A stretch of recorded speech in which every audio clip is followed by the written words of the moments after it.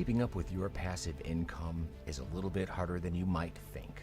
Over the last week, I've been experiencing some things with passive income that I think are pretty helpful.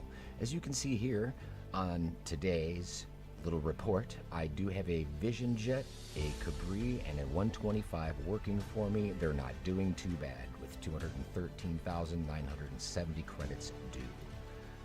However, we didn't start out that way. Passive income day one was a little bit past Christmas at 11,000. We saw things change. We tried using the same aircraft in different configurations between employee and employer. We did less flights.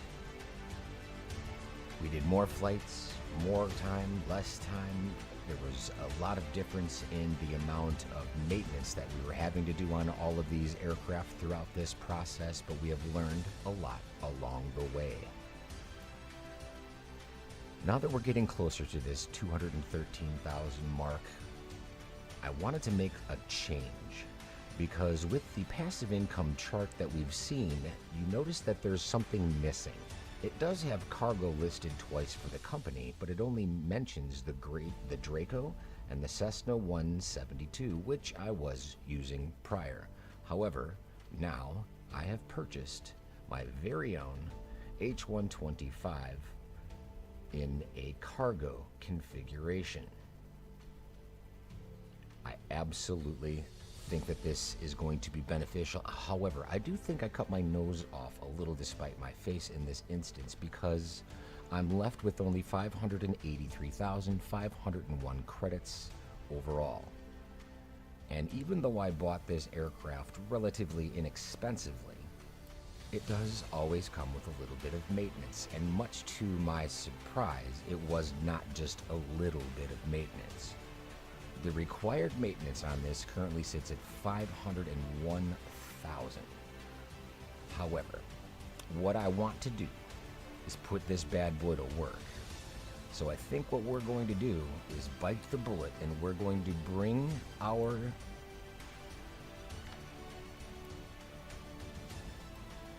aircraft into a good condition, ready for flight. And we're also going to take notice of something. On this passive day of income, I had already purchased this H125. I wanted to conduct a test. It was in my hangar, but my crew was left in an off configuration, so it was not accruing any type of negative impact, because that aircraft was not airworthy. I did not want to put it in the air and chose not to, which I think was a very smart idea. So now that we have this aircraft working here, I may only be down to 78,525 credits again. But now, if I turn this crew on and let that sit while I go explore the world to see what kind of missions are available, we've seen in the past that the Alaska area has generally been a very good spot for the types of missions that we'd like to do, and what do you know? Here they are, which is where I put my 125 cargo. And even though I did just conduct maintenance on it, remember it says to maintain at 12 a.m. That is what UTC time is. You want to have your aircraft maintained prior to UTC. Keep an eye on it, because my aircraft is already maintained. Even though it says to maintain, it doesn't make any sense. If you go into any of these grayed out areas, it doesn't do anything, right? But what you're seeing with this tag is that you need to be doing your UTC maintenance and getting out of the sim and leaving these aircraft alone. It's recognizing that on every level. But here's the thing. There are already 4 of these missions set up. 50,000 apiece. Oh, nope, this one's 107K.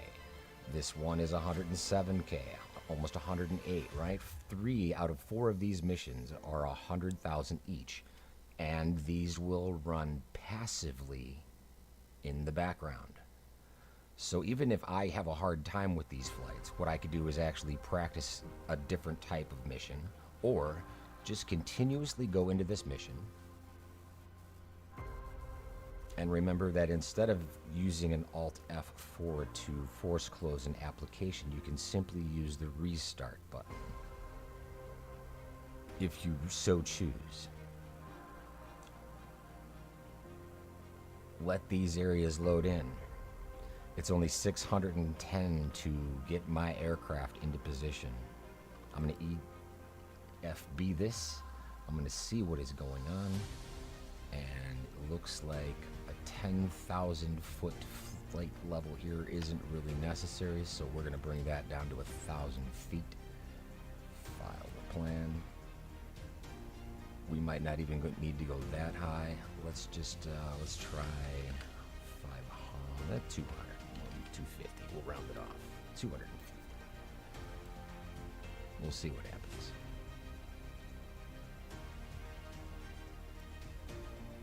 Bring this guy out of the equation.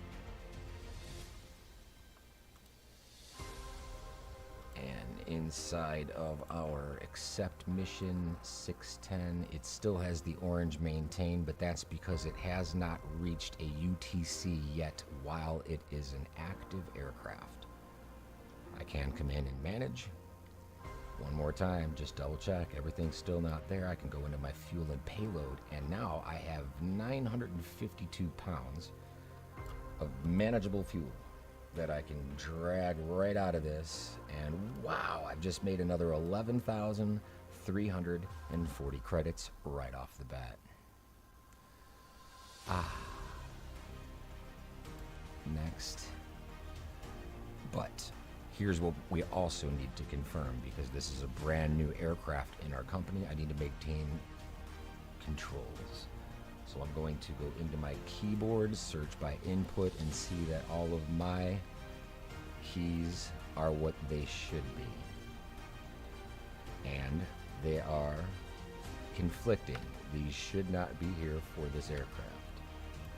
I just want to make absolutely sure we don't have anything that's not supposed to be there. Set and set are both there. Great, awesome. However, I want to make sure that I do this on every button map. Parking brakes. Parking brakes on. Toggle the parking brakes are there. There should be a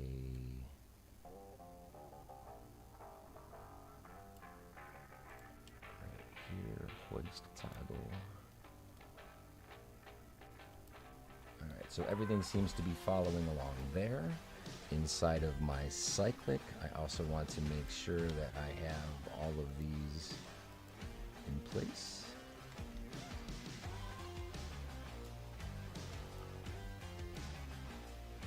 Before I get into the aircraft for the first time.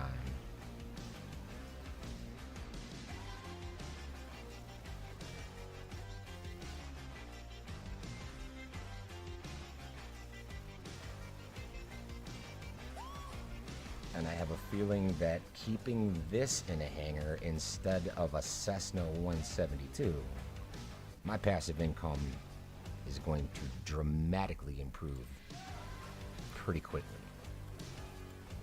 Not to mention that these 4 missions are probably going to wind up generating relatively frequently.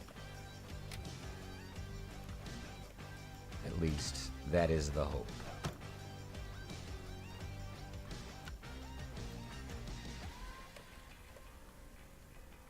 What's going on, everybody? How's everybody doing tonight? Any issues with yours? Any questions with your career mode? What kind of successes are you seeing? Which paths have you chosen?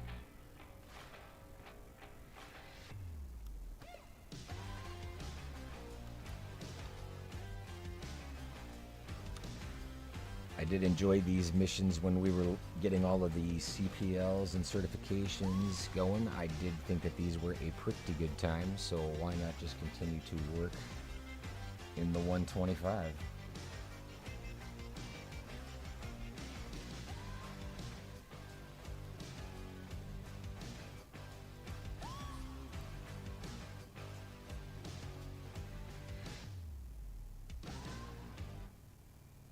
Not following a flight plan, which I should be, but once again, not flight plan, but the checklist.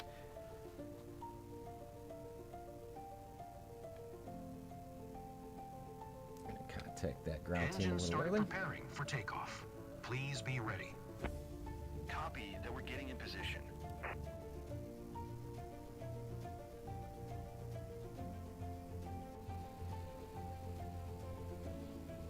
I think this is going to be an extremely profitable way to keep my passive income running, no matter what I'm doing. The crew has prepared to pick up deck and your heli. The backup boat is anchored just a few cables away. They're bringing us fuel back in the helicopter. Faulty one. Use that add fuel key binding. And you didn't have to pay for it, but you earned, what was it, a little over 11 G's before I got into this thing? Gulp. Like it very much.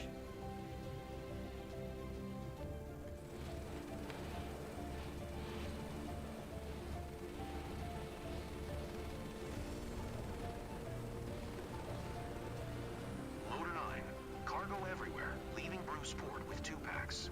Reaching pickup zone in approximate 30 seconds. Cargo everywhere. This is Loader 9, Wilco. 30 seconds up. Winds 14 knots. 2 packs on board. No refueling required.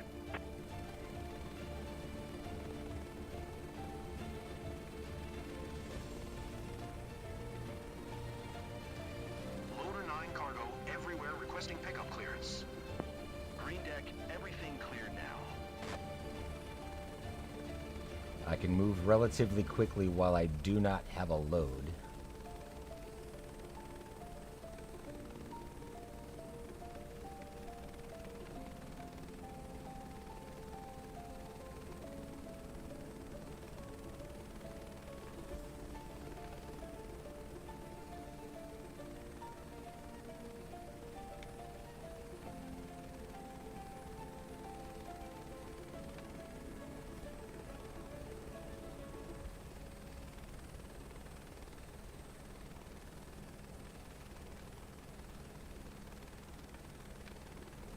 These take a lot of concentration. It's a real beauty. You'll see Charlie. We'll take great care of you. Yeah, I gave it a nickname, but sometimes it's like it's an old friend. I'm sure you feel the same way too, Captain. Load checks and security done. Liftoff okay.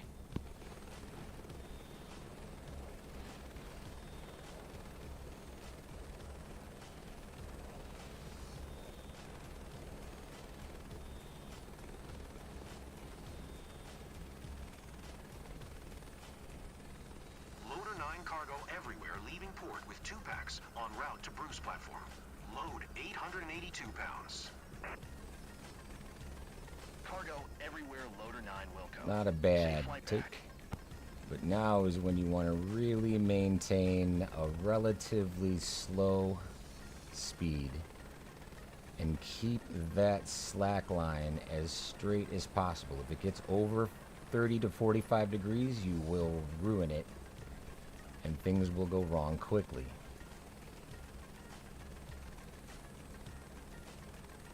But we're also paying attention to just how long these missions take, and they're 100K a piece. 10 minutes a piece, if that. And we can earn these passively.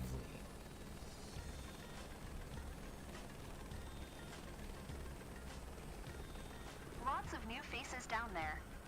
Hopefully, they are prepared. If not, we could be in Requesting trouble. clearance to engage offload operation. Green deck permission to engage offload Caught ops. quite a bit of ground effect off of the other pad and came up way too high.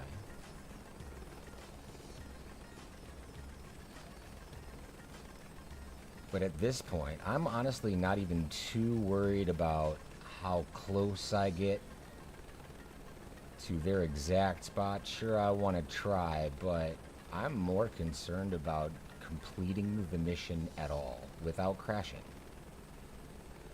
Because there's a payday at the end of it regardless. Now, of course, you want to be able to try to maintain that S rating in the process. But remember, you don't have to force quit the application. If it looks like it's going wrong, just quickly hit escape. One key instead of two, and restart. You're in the air with your career, your aircraft, earning passive income.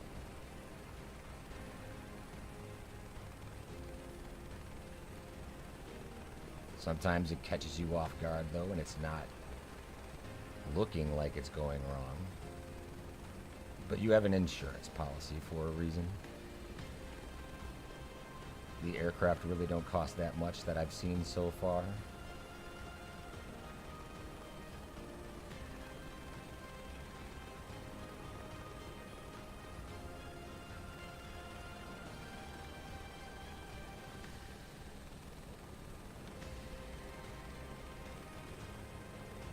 A shadow would be very nice.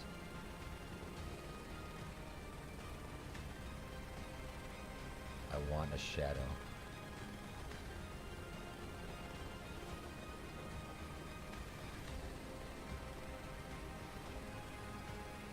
Could just still be that high up off of the platform. But man, would a shadow be nice.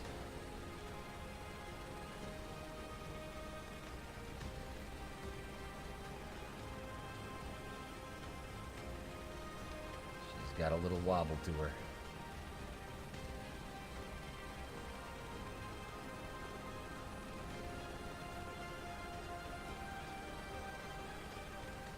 Getting the perspective of your height and how far you are off of the deck is hard enough. But trying to bring something that's underneath you, that is challenging, yes. It came down pretty hard, at least it sounded like it. A nice big thump. Hook removed, load secure.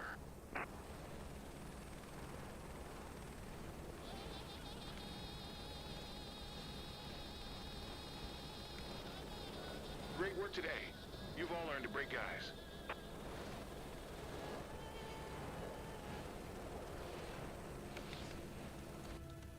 Not a bad way to earn $100,000. And I could run that passively. Yes, my maintenance costs are going to be a little bit more. However, the income from these is exponentially better than the 172.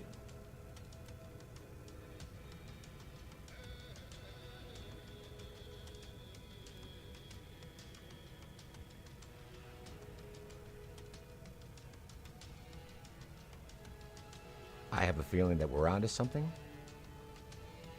I really do.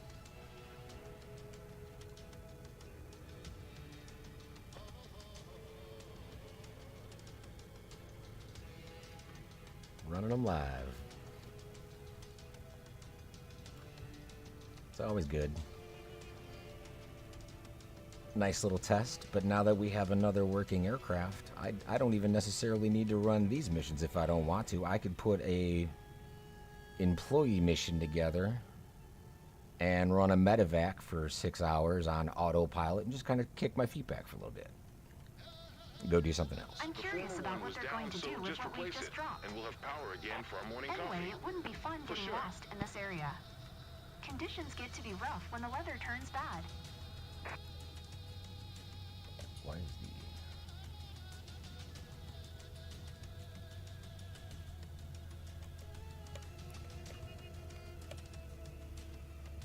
that power just came back up? the rotor coming back up?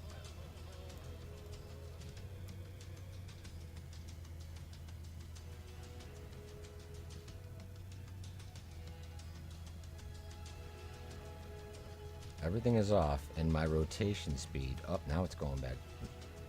There we go.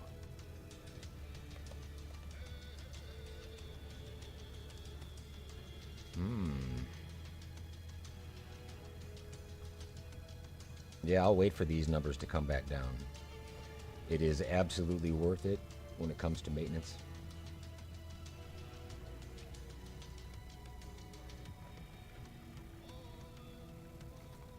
And I will have given myself the opportunity to very quickly recover from purchasing this aircraft. That shouldn't take long at all.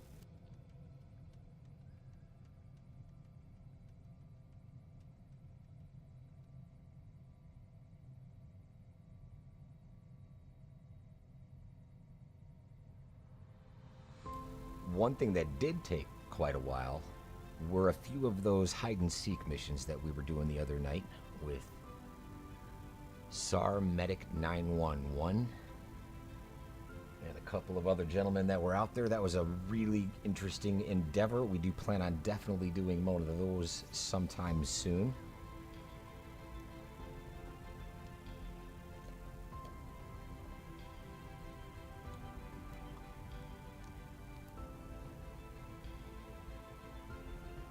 Don't know what search and rescue is when you don't have any tags or EFB information to go off of them, and you just have somebody out there on a walkie telling you where you are. Those are great. Yes, Niels, it was certainly a really good time. I am doing extremely well. It's going good. How are you?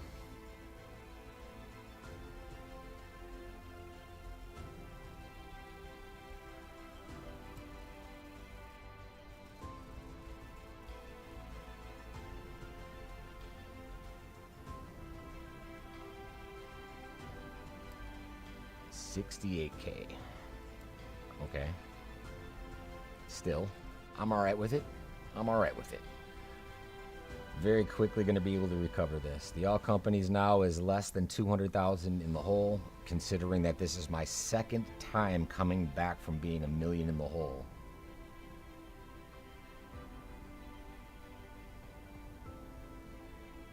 Yeah, it's been an interesting couple of days here too. I had to take a trip into Michigan. I had to do some home repairs and take care of frozen pipes, that kind of thing. It's been a ride, bro.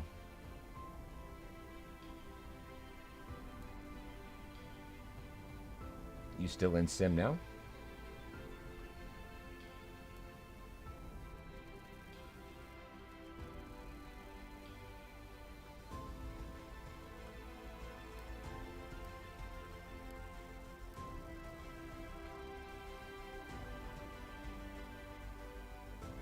I have so many choices that I could be doing, but the one thing that kind of bothers me is this Vision Jet.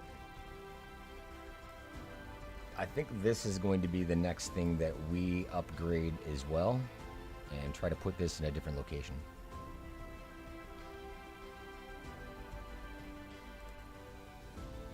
Even though it is considerably, it's earning passive income. I might just leave it there because I'd never fly it. But I think I might upgrade it eventually. And this area is rich with the cargo missions. However, we've learned that everything on the land is really, really hard to do on the majority of it. And since there's not a lot of oil rigs in this area, I'm going to keep that cargo mission H125 capable right here in Alaska, bar none.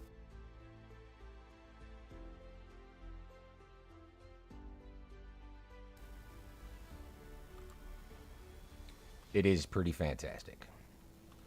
Something else that's fantastic.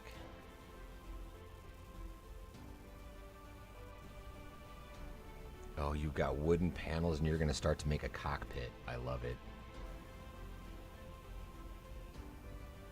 That's good stuff. I did a little bit of playing around in my community folder. We got the 125 back.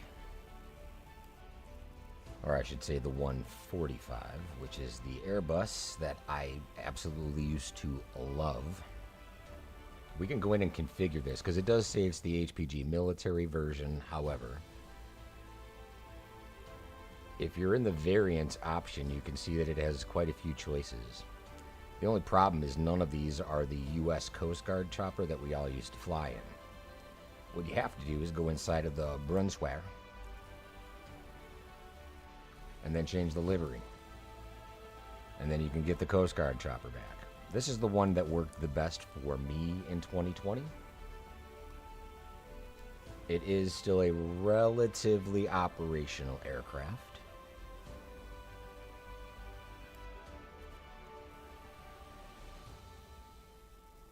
Let's go to a little spot. I think it's over hither.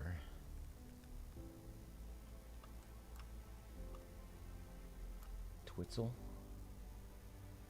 Where's Twitzel? Right here. We're going to set that as a departure.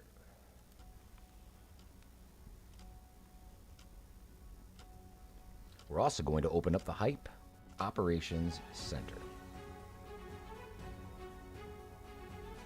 This has not been updated. So what I've got here is the mission editor and options of things that I've flown in before. So these are all missions that I've created in 2024. Or 2020, I should say, not 2024.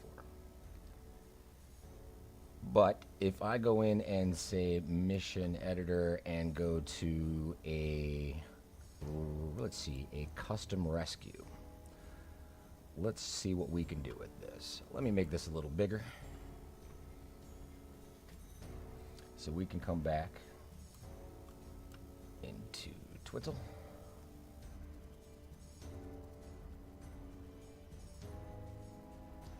And we are going to add a start location.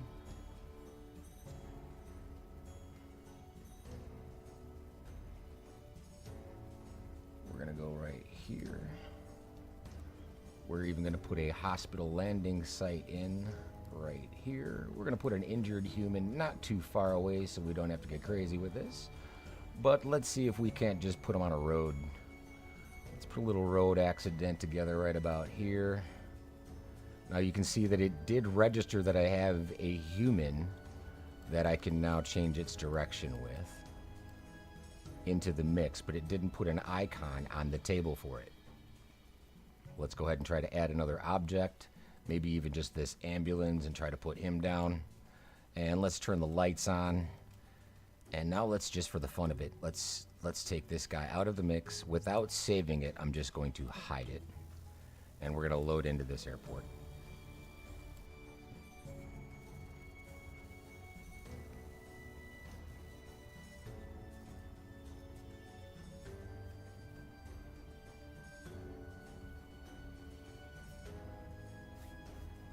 There's a couple of different variants available for this. This is the one that I have had the most luck with in 2020 with all of its systems being operational. You can create both water rescues and over-the-land rescues with it, and use the hoist or landing techniques in either of those situations. These are also something that you can save. I'm curious what happens if I continue to dive even further into this and find the update for the Ops Center.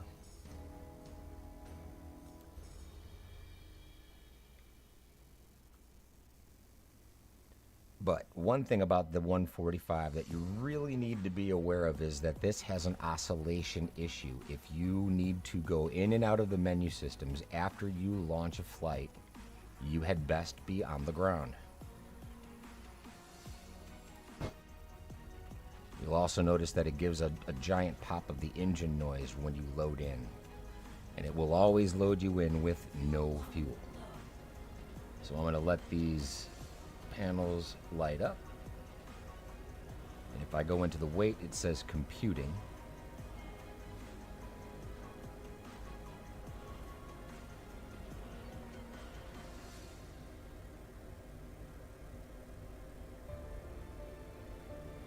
It does take a while for this aircraft to actually load in. But I do have the GTN. And now I can click here and go down to total fuel, and I can put some gas in this. Little jet fuel never hurt nobody. Can't say that's the truth. But then we're going to put our VMS down here. We're going to put a DMAP in. Our alignment's still taking place with our barometer. So for now, let's go in and choose some options for our aircraft. Little wire protection system. We'll put the dome out front because this aircraft does have a HTOS capable map. I can change out the crew and payload, but it's already operational and the way I want it. It does look like we have nothing else to do besides a little bit of maintenance. And now we're going to go into the missions, into the mission library, and I'm going to connect to Scenario Editor on my PC. The information starts to update, and if I X out of this, it will continue to update, and you'll be able to see the path that we just created. Hopefully, develop on this screen.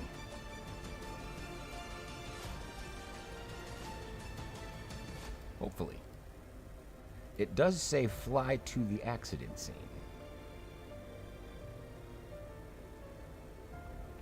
Let's see what we get.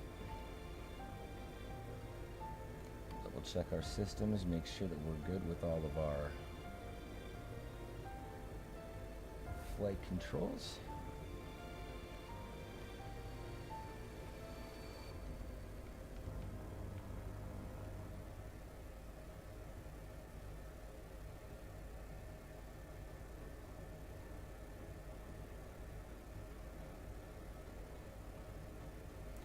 Yeah, actually, Samurai, if you're having a problem finding the missions, run that company through the AI while you do something else.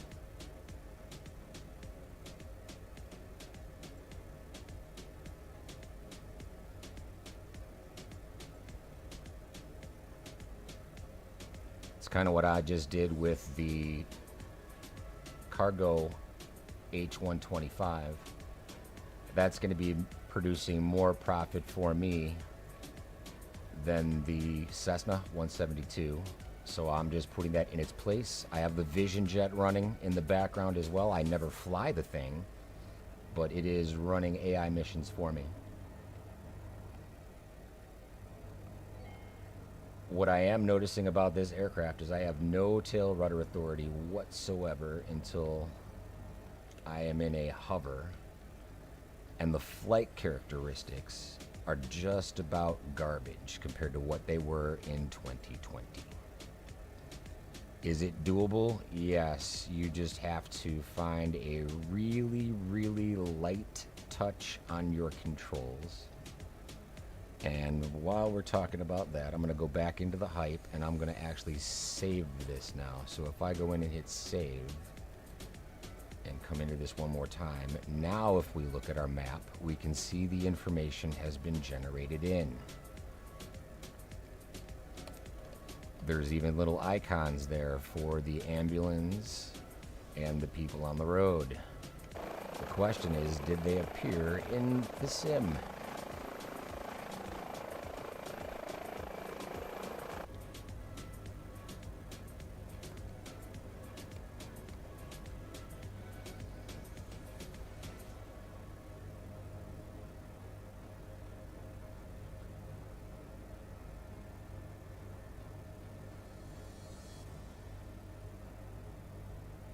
This was a much more enjoyable aircraft in 2020. I will say that. It was a much more responsive aircraft.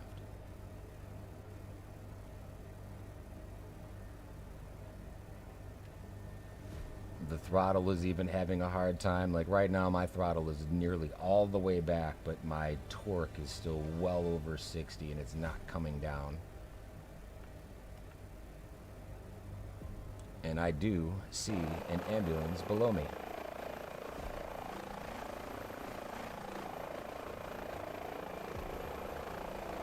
I've just created a mission in a free flight in a 145.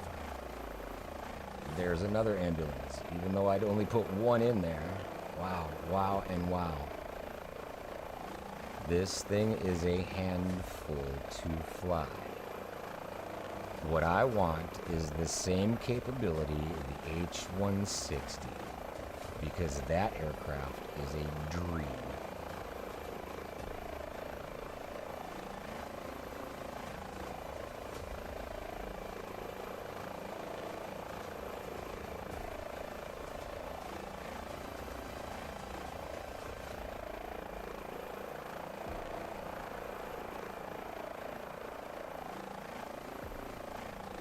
I believe I even have a person in the street.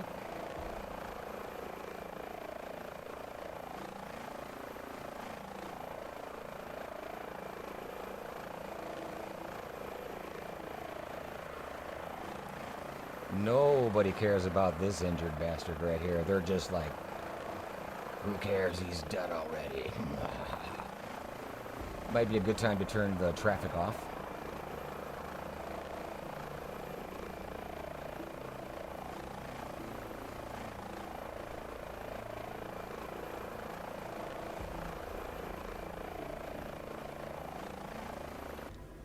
So now that we are down, what you're supposed to do is it says to land at the site and place your engines to an idle configuration. So we'll remove the doors and then we'll go outside and see what happens. Any guesses? Any bets? No, I'm not using any mods. All I did was import my 500 version of the H145. So I bought this aircraft in 2020. All I did was update it through the forums.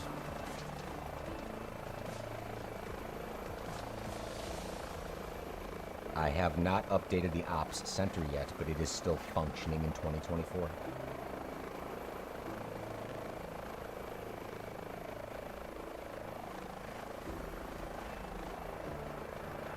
Yep, I experienced that same thing where the 145 is in 2024 very hard to respond. So I might actually try this with other versions instead of the one I used to use. So I'm going to wind up just going from one of these choppers to the next, just to see if any of them work better. Like if I get a flight performance like I do out of the 160 in any one of these variants of the 145, I'll be fine. Yeah, this thing was my favorite aircraft in 2020. This is about the only thing I flew in 2020. Was this exact model right here.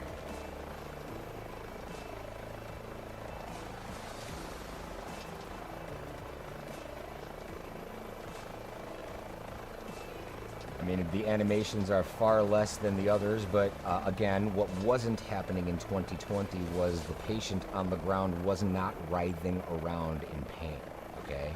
It was just a model stuck to the ground. This model is in motion.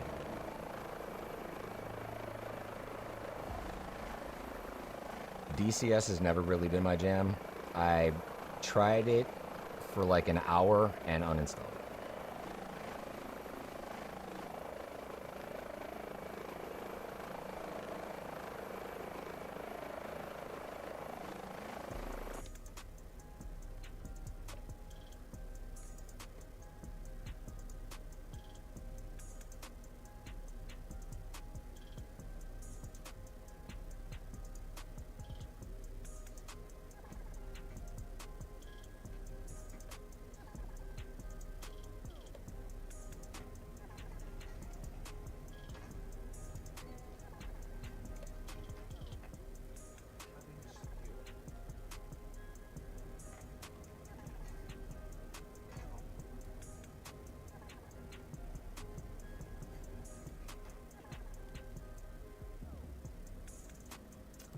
now it does say to land at the site, place your engines into idle.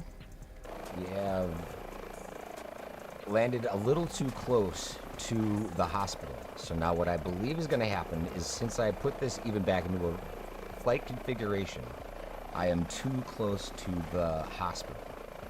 So what I think is going to happen right now is this guy is going to walk all the way to the hospital with the patient. At least that's what he used to do in 2020. So I have a feeling that this dude is just going to go for a very long stroll. Nope, he stopped at the back of the ambulance. Got rid of him, and he's going to walk right through the ambulance like the beautiful ghost of Christmas past that he is. But the only reason this is happening is because we've landed way too close to our starting zone. If you start to spread these missions out, they work more appropriately.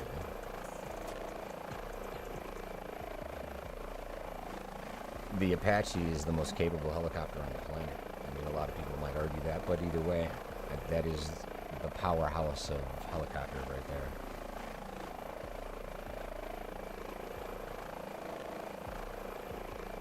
I would actually like to have an RC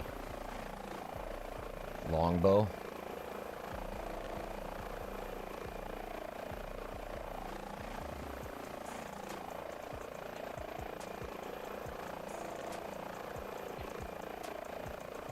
But there you go. We're doing search and rescue missions inside of free flight again in the 145. All it really took was an update from the forums to the 500 version of it. The heli fill came through on that one. Great piece of advice.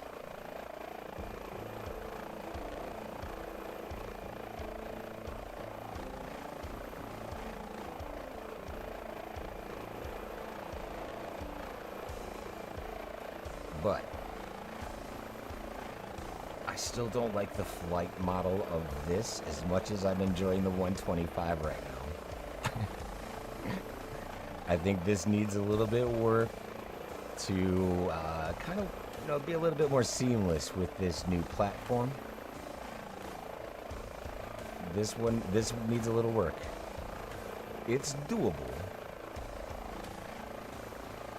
but it was so much better in 2020.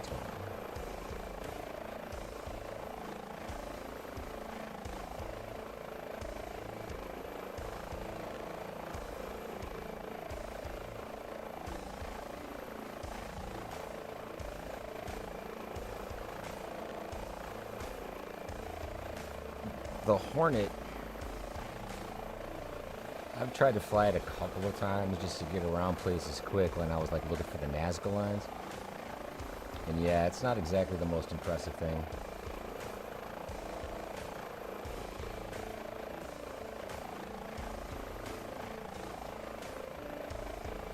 I also miss the third-party add-on of this airport that I used to have. I'm looking forward to getting some of the models back.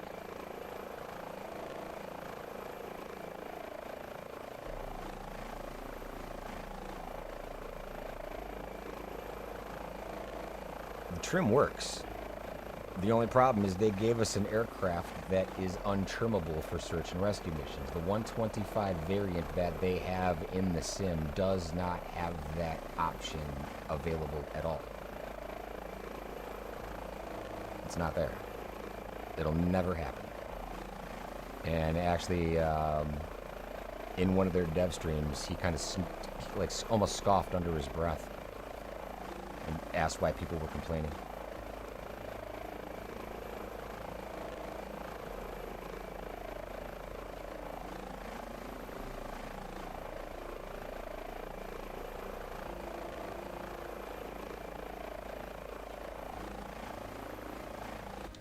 Great little bird.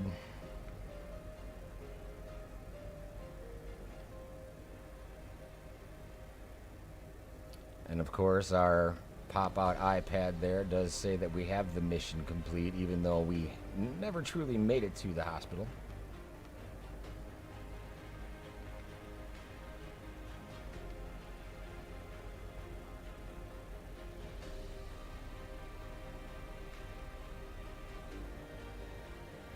And I keep getting this message. I don't know if you see it on that window where it says override, override, override. I'm not sure what that is. But we are down. I agree, it would be nice.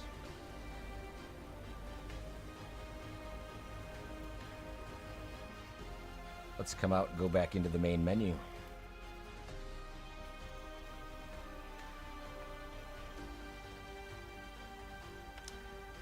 Let's also go into the height performance group. And let's see if we could make something a little bit different.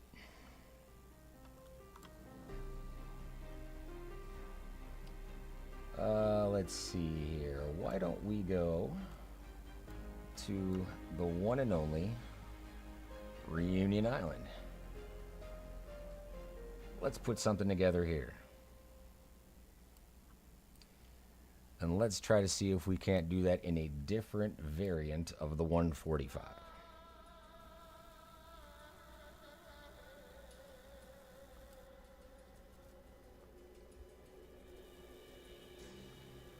We're going to configure that.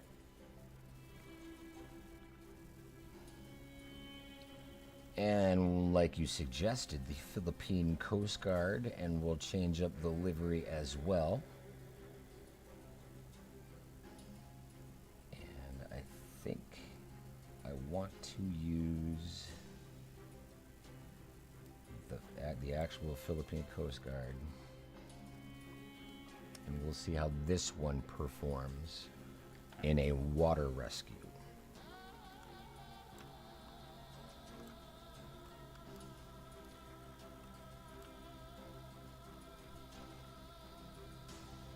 See you next time too, Niels. Planning on doing a little bit of hide and seek later on if we make it that far. If you guys are in the sim later and want to join in, I'm going to go through maybe one or two more of these, and then we're going to do a little bit of hide and seek if you're up for it.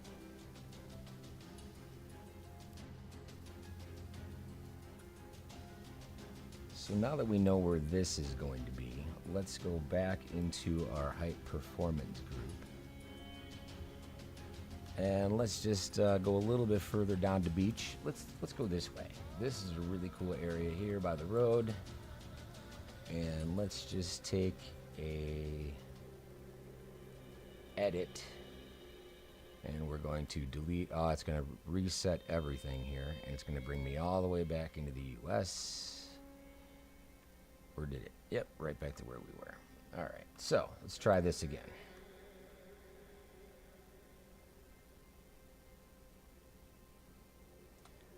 So now let's put in a injured human right here. Let's put in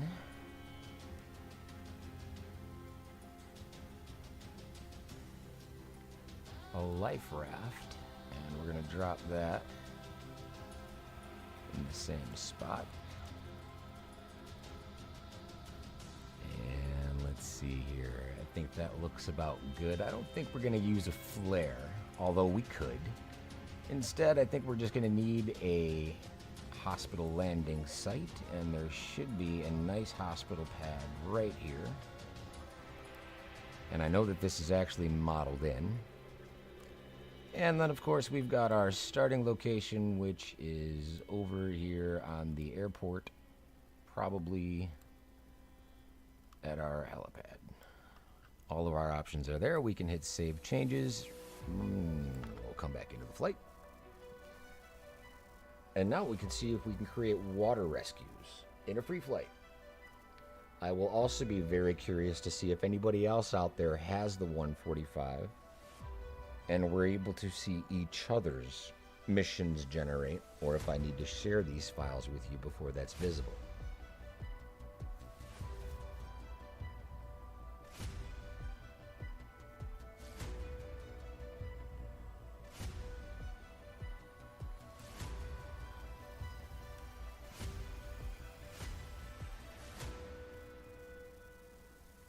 Interesting, it didn't put me at the helipad. I like it. Usually it used to throw all of the aircraft immediately right back over to the helipad.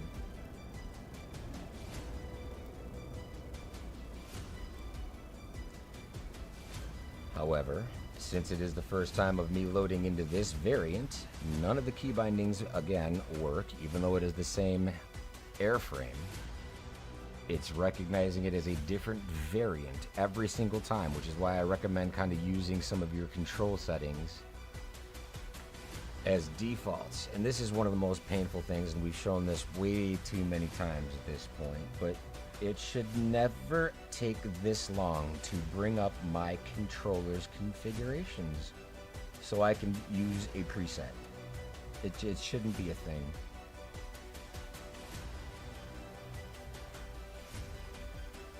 It's painful. This is the most painful part of the simulator right here. Key binding when you get to a new aircraft. Because you have to wait for these presets to load before you can set them.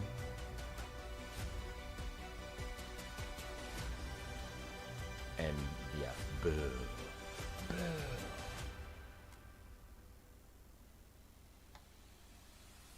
It's just still loading.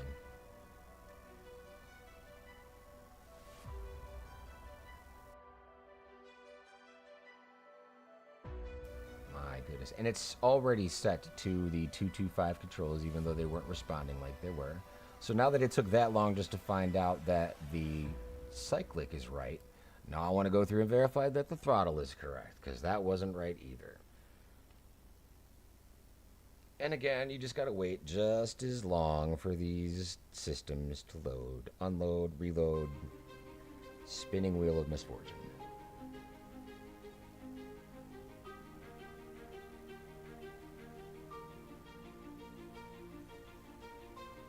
If there is one system that needs to be optimized, this is it.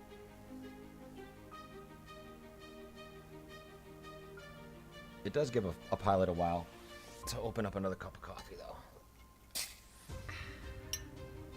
Get thermos going. A little bit of ASMR on the back. Because coffee.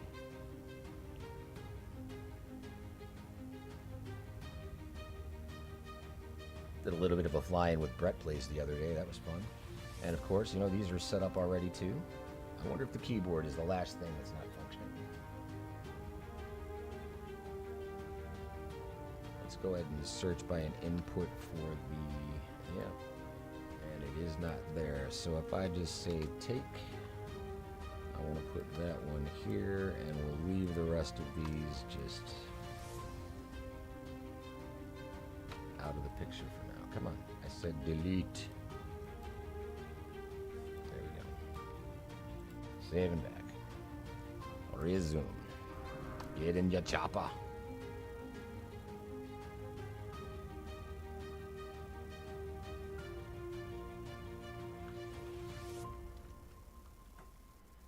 We'll do the quick start. Equipment on this one should be pretty well and good as is. I will put the WSPS on there because why not? We'll throw the dome up front. Put a VMS down here, DMAP over here. Weights and configurations are still waiting to be loaded.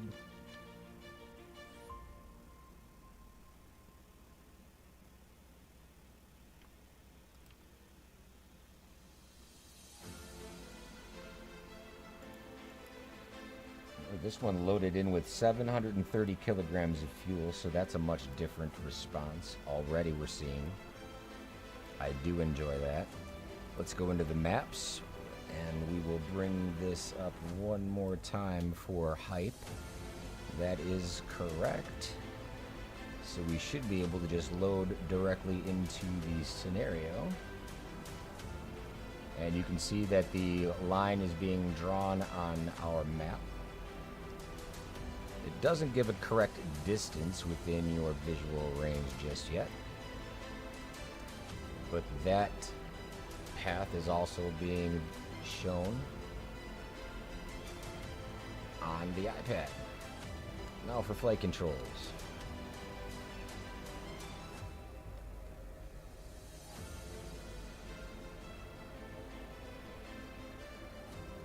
Tail rudder is pretty responsive so far, so is the collective. Cyclic is in good order.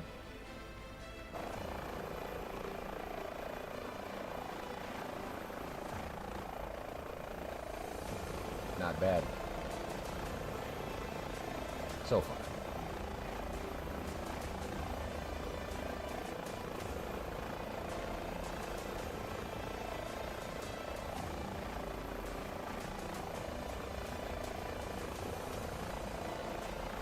ATC is supposed to have regional accents.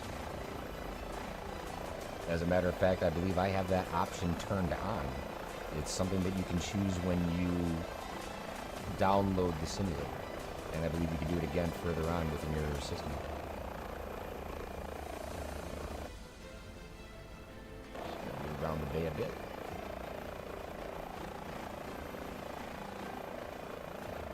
This does have a hoist capable unit, so what I can do is actually go ahead and start to prepare that. This is currently set up to hoist control auto. I can put that on hoist control manual. I can come back into the aircraft, go to the lower button, aircraft, crew, and payload. I want to deploy the hoist. So now my hoist is going to be deployed.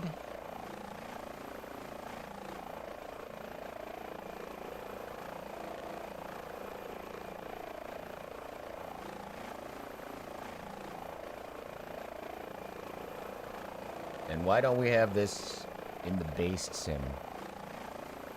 If Hype Performance Group is a partner of Microsoft and they are capable of putting this type of telemetry into a helicopter, why don't we have manual control over our hoist? Do tell. I can also go ahead and throw this door open. And when I get a little bit closer, you can see that no one's in the door just yet, but if I put my little boy there, now he's out and looking.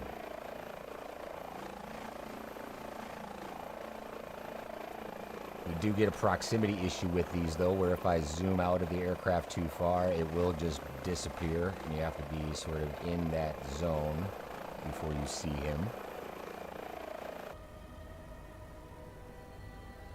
Now that I have all of that configured, I can go back into the equipment, or no, it was aircraft,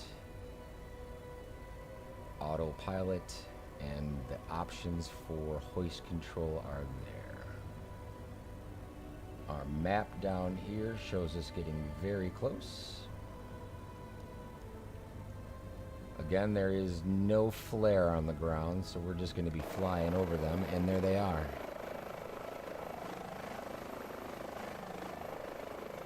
Right there.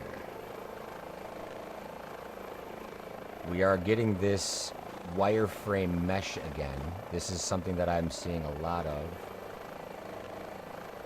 You try to manage the view without crashing. Hold on, hold on. I'm going down. Woo! Yep, there goes that lift. And again, I'm going to wind up coming back into this, into an oscillation now that I will not be able to get out of. So even if I come into this any other way right now, it should be on an autopilot configuration, but this aircraft has normally come out of that in an uncontrollable oscillation. I have some control over the helicopter, and then all of a sudden, it starts to wobble. And you can see again, the collective and torque have no relation to one another. As I move the collective up and down, you can see the torque rating is not being impacted. The aircraft is basically useless if you bring this thing down. So we'll just restart. Excellent example, isn't it? But there's so many things that need to be worked out. It is great to know that this option is in the works, though. It's still Hype Performance Group's website, which I find very interesting since they're a partner at the same time.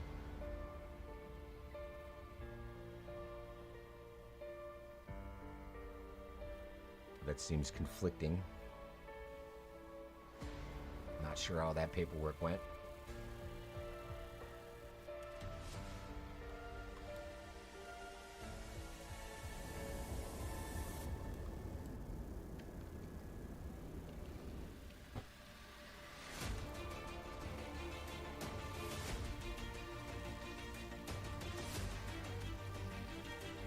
And it begins all over again. The load times in 2024 compared to 2020 are improved exponentially.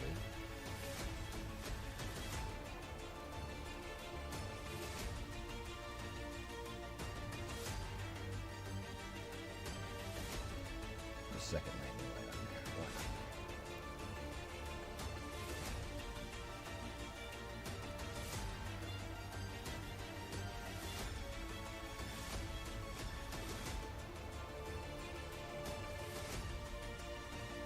Should just connect right back to that same meshing without even having to go back through it. Yep, they're still in place. It just hasn't drawn the line yet. Thank you very much, Samurai. Not flying safe so far. I mean, I did just put it down in the ocean, but I appreciate you being here. Thanks for stopping by again. We'll see you soon, my friend.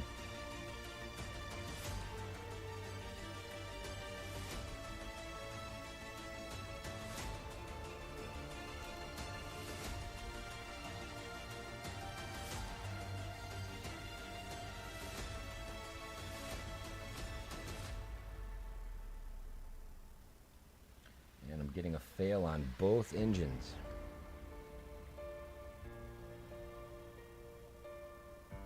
Even with 365 pounds of fuel. There we go. We're starting to get some options. There we go. We're getting engine 2 up.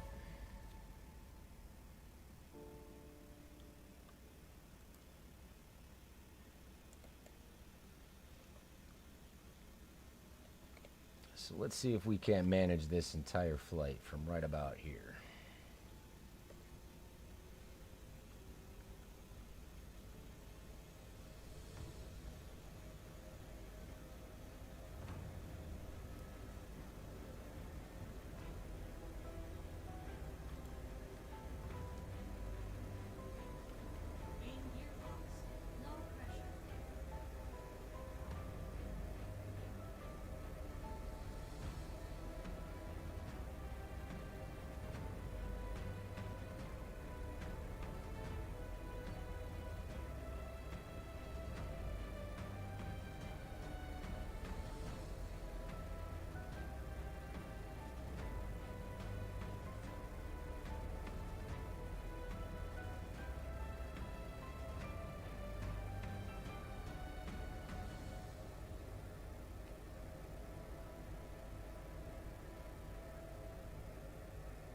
A little bit touchy on the controls. I think it also has reverted my sensitivities back to something else.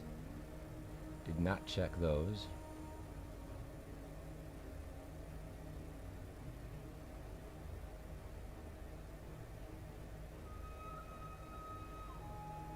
But it is a very hands-off aircraft, I will say that. I mean, I could, even without putting on autopilot, trim this aircraft out quite nicely.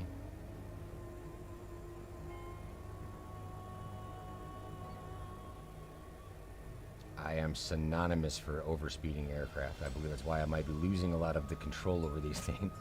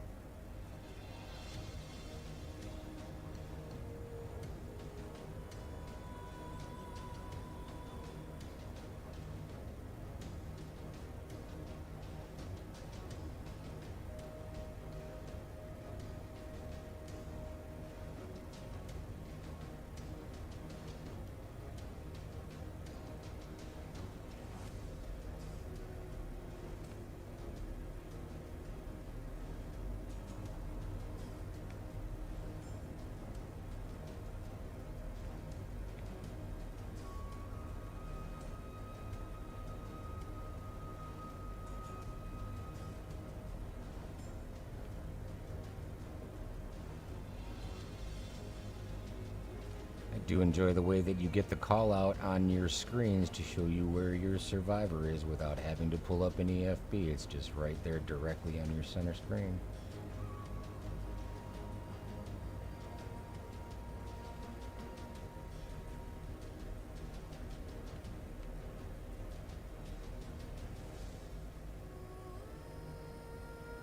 We do get this weird, very weird, almost like smoke. So this is what I'm seeing with this animation of wire in front of us. This is the simulator putting in that smoke that our rotor wash can play with, right? That's what that is. So now let's see what this helicopter can do. Let's put this into a GTCH, and we are going to let this aircraft hold itself in a hover. I'm going to maintain collective and collective only. Now I'm going to beep trim until I'm in position. And at this point, you could have somebody in the back of your helicopter saying 2 left, 2 right, 2 forward, 5 back, 6 front, whatever you'd like.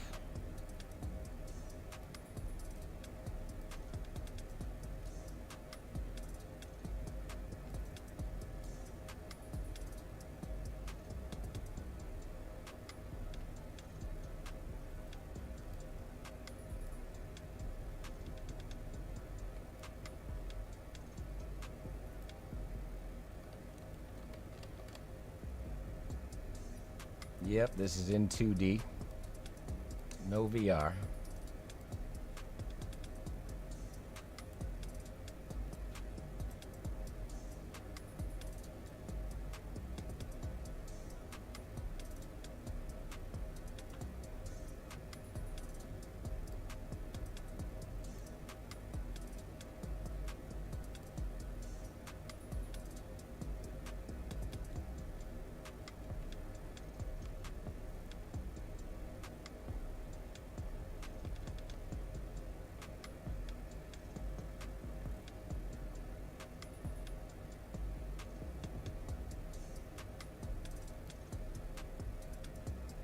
Come back on. We can bring this to a crew and payload. We'll actually say that this is going to be this guy. Come back into the autopilot. Bring him up.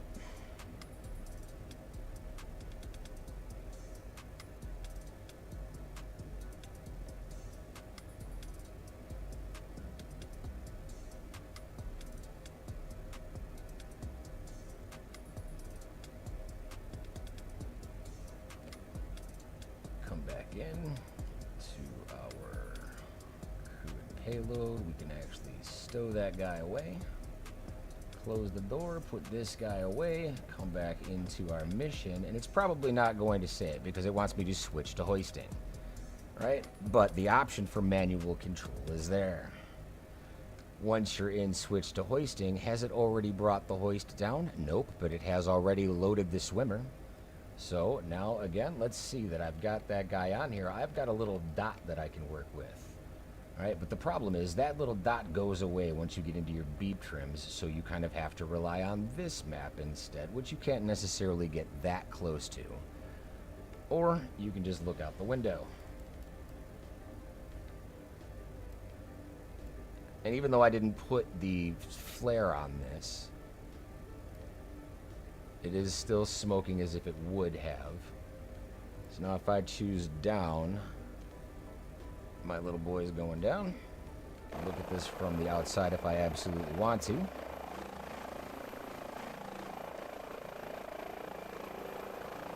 pretty high up in the air. Let's see if I can't bring her down just a little bit. Let's come back into the aircraft and actually hit pause. So now that my diver is down there, all right, I can actually bring this guy into a little bit better of a position.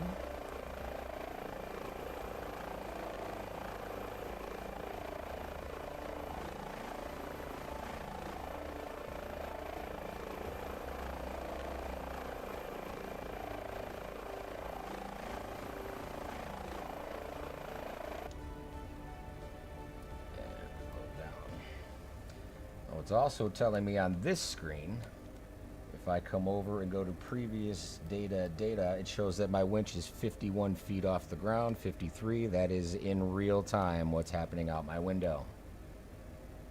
So if we pause again one more time, I can no longer see my rescue swimmer. You kind of almost have to go outside.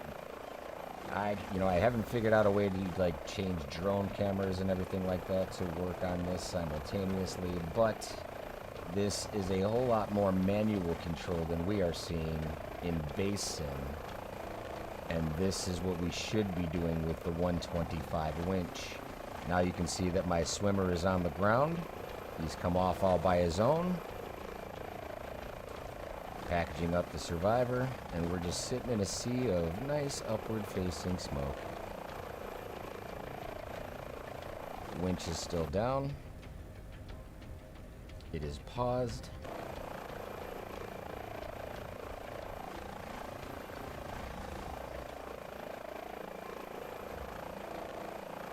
I love the simulation of the smoke like this though. This is great.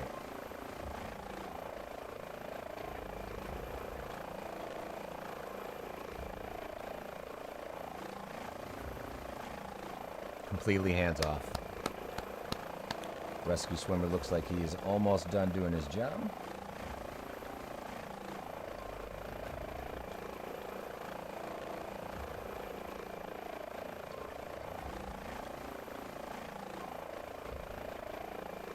Try to bump that hoist just a little bit more to the right.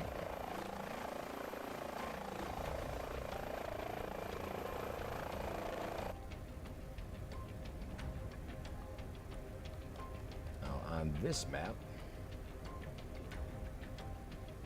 it doesn't show me directly on top of it. It also shows you that displacement because the hoist arm is technically outside of the aircraft a little bit further than it normally is.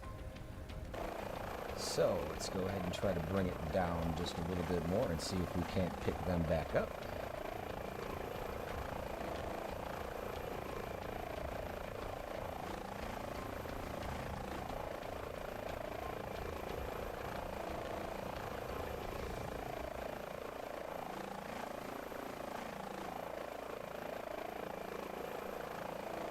I don't know if you can see it, but there is a shadow of the hook on the water just to the left of my left skid.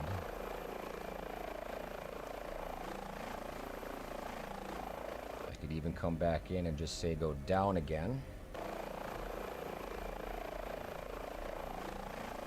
Now I've got my rescuer swimmer and the package on board, so I can say up.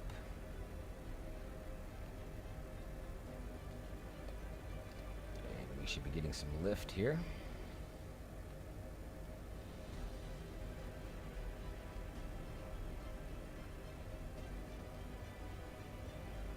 Very interesting animation to be looking at while you're doing this.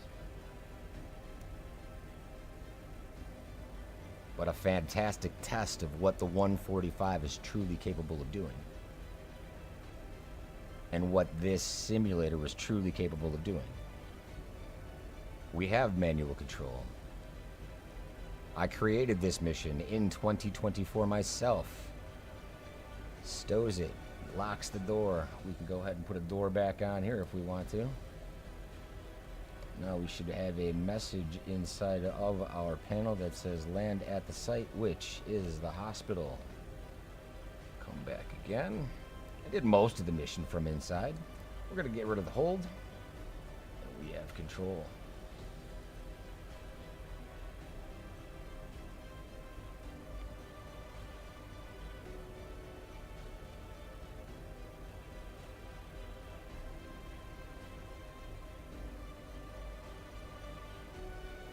Search and rescue in Reunion Island in 2024. Who would have thought? Hey, hi lifter. Yeah, I just used it. Not only does the autopilot work, but so does the auto hover. And I literally just did a manual hoist off of a raft in the middle of the ocean that I created inside of the Hype Performance Group's Ops Center.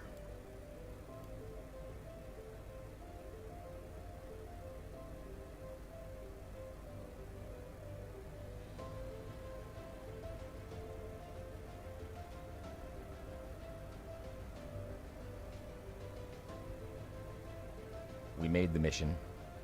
We completed the mission. Well, we haven't completed it yet. We're still on our way to the hospital. However, compared to what we did last time when we were testing these out, this is a much better result. Things are progressing quickly.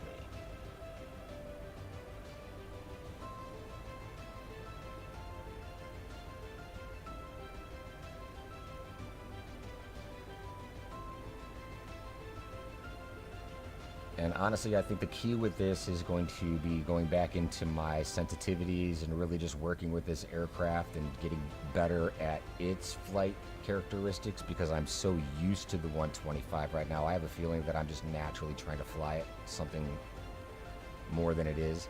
And we're getting that same smoke as if there's a flare here. But the smoke is coming through in these wire meshes.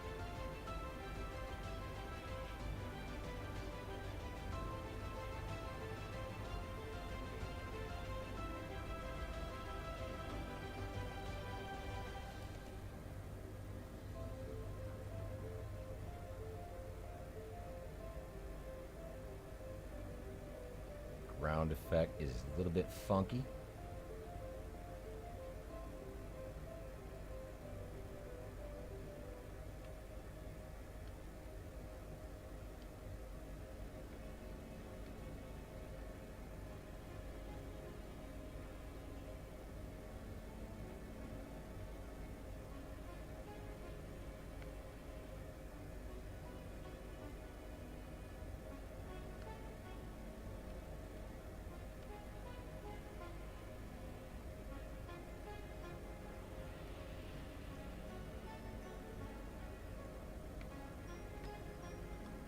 Got it down on the ground.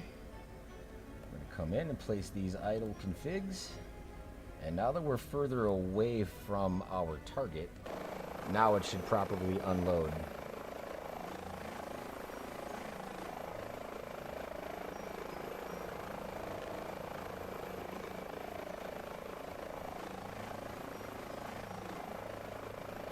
Even though the U.S. Coast Guard variant worked better for me in 2024, this Philippine version is working better for me in the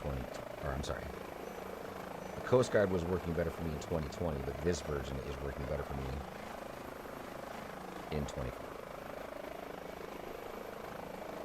Even though you don't see the people coming out of the aircraft, the animation should still be taking place.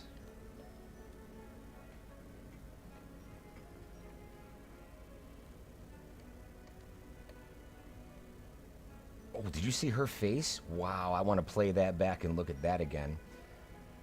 See, this isn't even the proper variant. We should see the inside of a completely different aircraft. You know what I mean? There should be a place for the stretcher to come in, and that's not here. Right? Very interesting. Very interesting.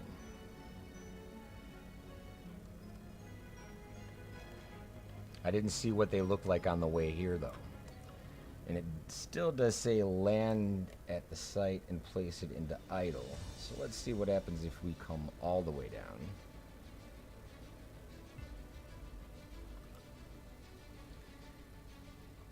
In this map, it's also showing that there is somebody outside, but there's nobody outside. So now that the door is shut, there you go. So the animations definitely still need a little bit of work, but boom, bada bing. We just created and completed search and rescue with free flight. The biggest question now is whether or not we can share these files. She did look like a vampire. She came in looking wild. However, Reunion Island search and rescue. I could put somebody anywhere on this island, and you want to talk about playing hide and seek. I want to know if somebody else can see the person on the planet.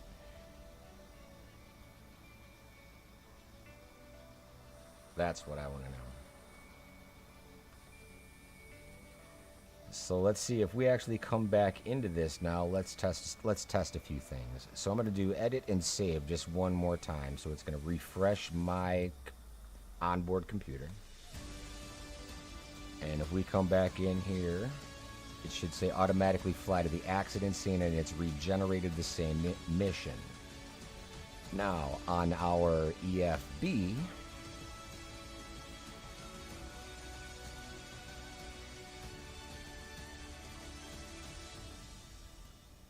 none of that information is here. All right, so if we come out inside of this option instead, right, it would be nice if this data would be transferred from the iPad into the EFB. However, if you guys are still able to see a patient that I put down on the planet in your sim as if it were just another person, could I drop this dude anywhere and be like, go get him? Or is it going to have to be like something where you guys have to have an Airbus 145 and we all have to be in a group mission sort of a thing? So if I even abort this mission, there's obviously different things that you can do. So there's a cargo sling, but this winds up putting you somewhere. Connect to voice server. Interesting. Look at how far away this has taken me. It's not far at all. Right? That's not the mission that I just planned, but now I'm working on a cargo mission that this basically built in. Are there any boats? Is it on the EFB?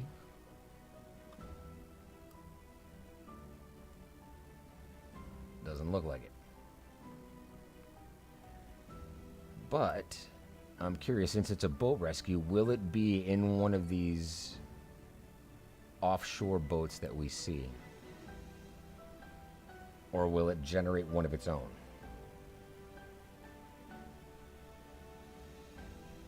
So many questions. But what a long way we've come.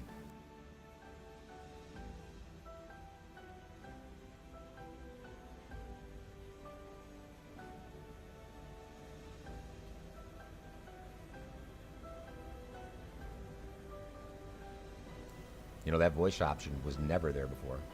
That was never there.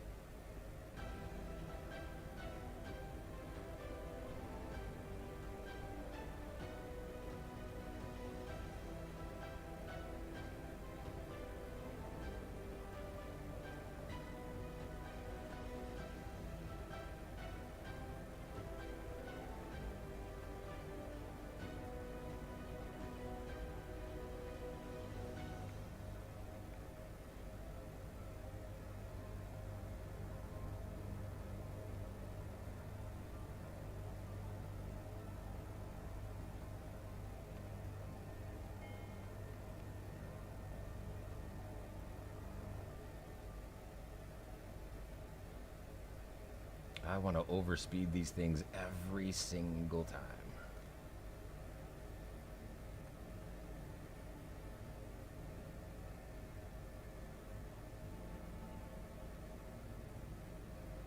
It almost does look like the same mission though, doesn't it? It says you must start from the map. First go to the library, refresh the mission, then click what? So this is the same mission.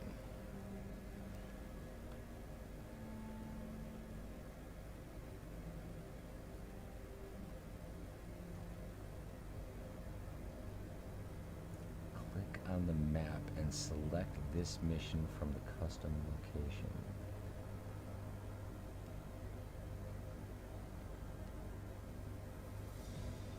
Very interesting.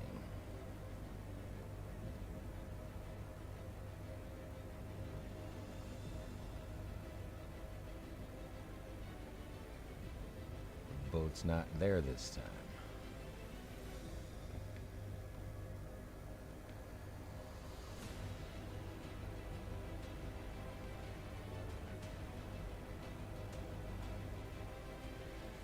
So if we go into the library and abort cargo.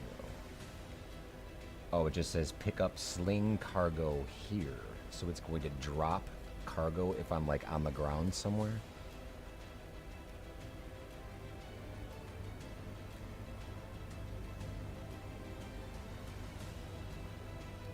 So let's just come over the ground a little bit and let's say we slow down right about here. Say pick up cargo here.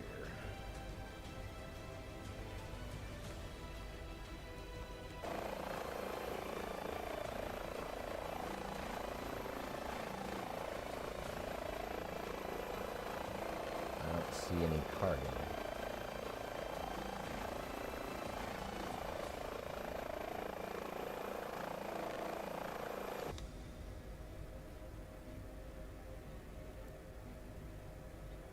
Okay, so yeah, that's not doing much.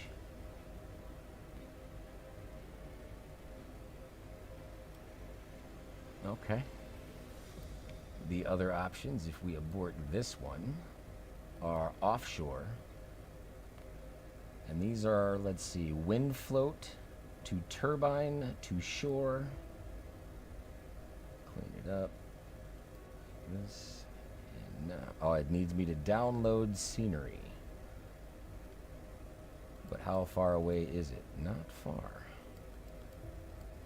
Interesting. So yeah, if I go to download scenery, that would take closing it all down, but that would be also in France, it's saying. So that is a specific location for those. So that's not necessarily going to do the trick either. What are the other options? We will abort that one.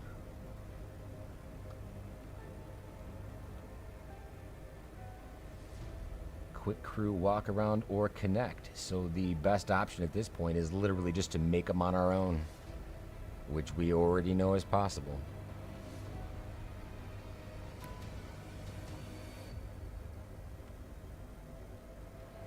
I mean, we just did one in the middle of the water. Let's see if we can get a little bit stupid with this. I'm gonna try to land this thing if I can. I'm getting a little more used to the controls of it. I will say a little with quotation marks. But I do have a feeling I'm just a little bit too comfortable in the 125 right now, and I just haven't been in this one in a hot minute.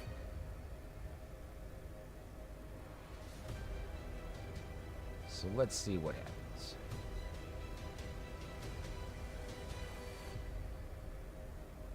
A big old boulder right there. Ooh. I think we did all right. Okay. So from here, if I go into height, and we say that we want to do a brand new mission, we're going to go to the mission editor. Come into a custom rescue and plan a scenario. We're going to go from there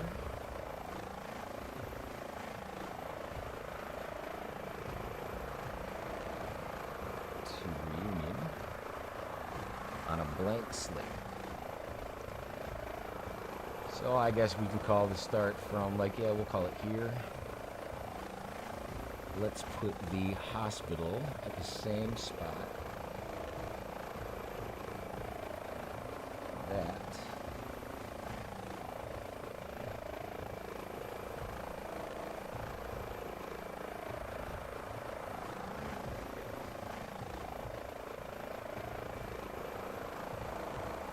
This is over here. And now let's get wild. Let's come in and put an injured human somewhere. We can turn this map to satellite. And let's see. How difficult do we want to make this? So our aircraft is over here. Now, if I remember correctly,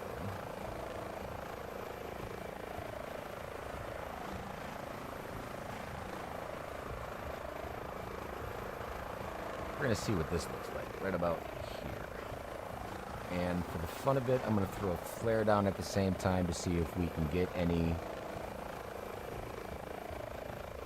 smoke instead of the wireframe.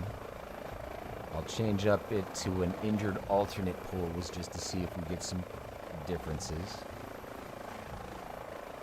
And that should be it. If I hit save and minimize and connect to my scenario editor, it seems to be updating.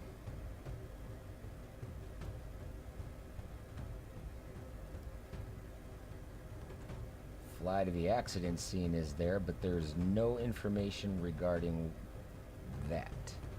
So what I think I need to do is, while this is still unsaved, I'm going to go back into this before I save, abort, and connect one more time.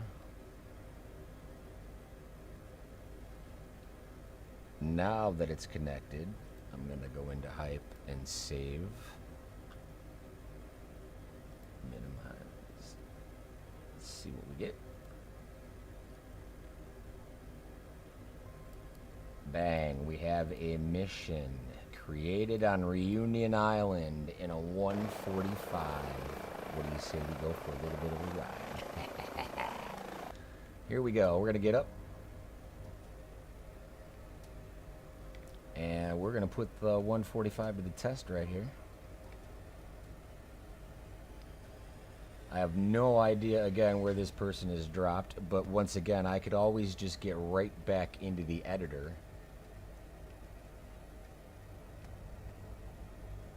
Ooh, and fly a helicopter that's like, it's not an airplane, bro. It's not an airplane.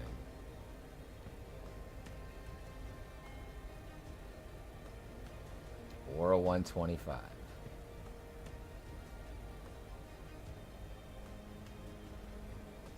But what I was saying is I can go right back into that mission editor, and once I have a location on the island picked out, I can start generating these.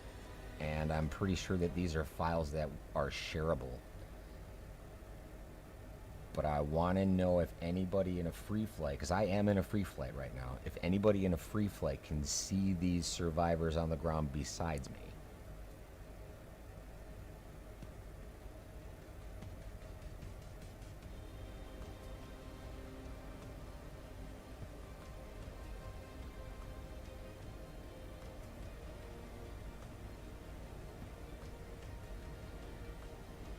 I don't even have to wait for credits, or insurance, or passive income. I don't have to worry about any of that nonsense. I could just fly missions. Ugh, the humanity.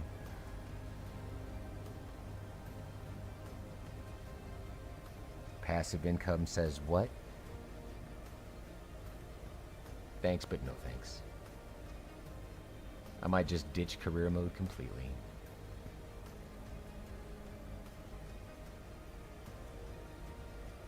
All that hassle gone. I don't get any ATC infringements. I don't have to worry about taking off from hold short or going to 3 different parking spots. I just might have to worry about flying an aircraft. Goodness.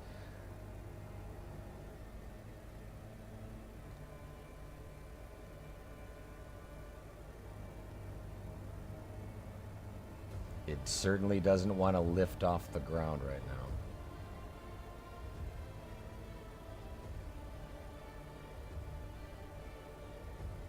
It's just going to take some time getting used to flying my bird again. SOS Death Pilot, cheers to you as well, my friend. No, sir. This is unrelated to career. I am in a free flight. I don't need any credits to do this. I just need one of these. The Airbus H145 provided by Hype Performance Group that is... Yeah, they sold these in 2020. Now they are a partner. And I'm able to use their aircraft better as a third-party aircraft than I am in base sim.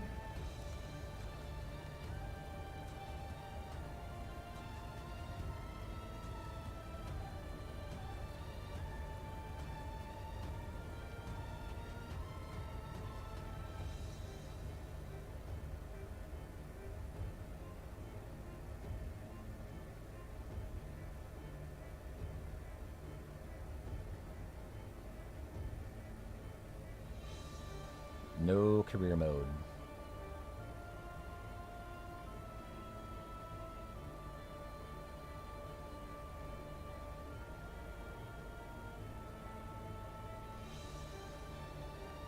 And I literally just created this mission out of the clear blue sky with the Hype Performance Operations Center. I haven't even updated that yet. I've only updated the aircraft. But yeah, we are using this little bad boy to make missions of our own.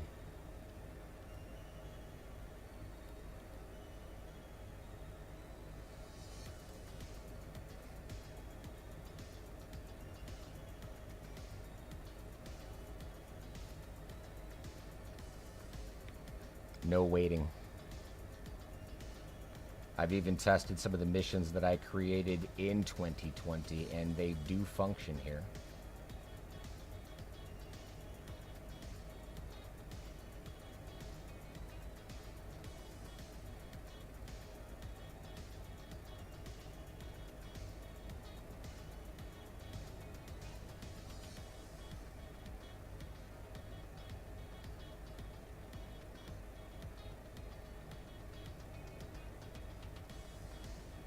Not a bad way to go about it. Like I said, I might just be tanking career mode altogether.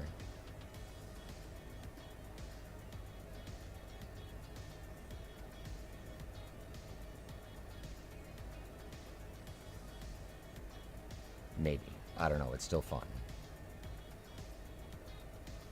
Challenging. But I can use a helicopter the way it's supposed to be used. You know, I can put this thing into an auto hover and manually control the hoist.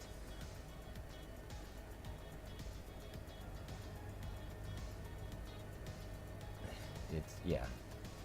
It's what we should be doing in base sim.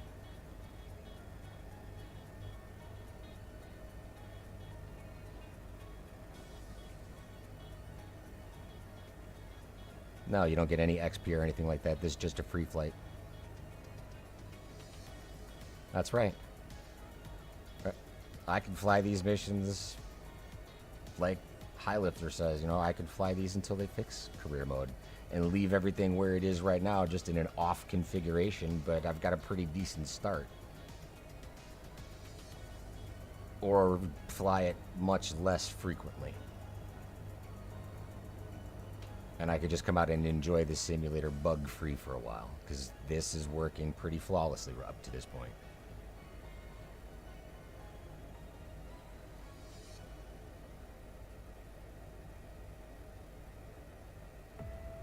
And there's a few things missing, like the nautical miles to the target on my center display isn't visible.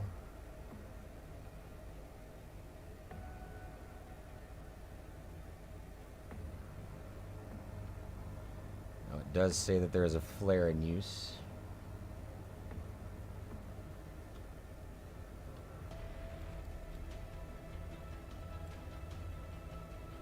I do not see said flare.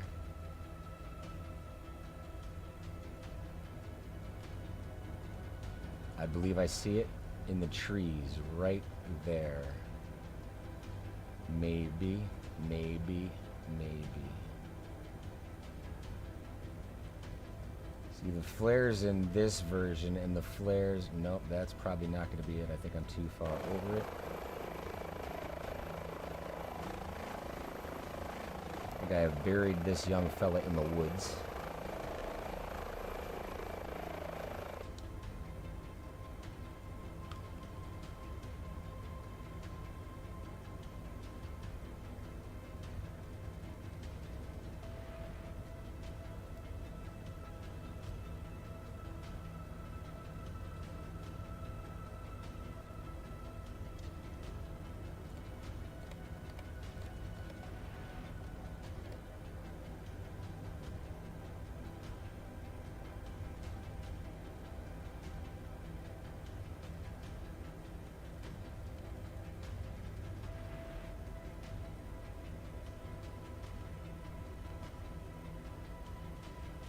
Coming down hard. Coming down hard. Out, up. Woo. Hello, governor.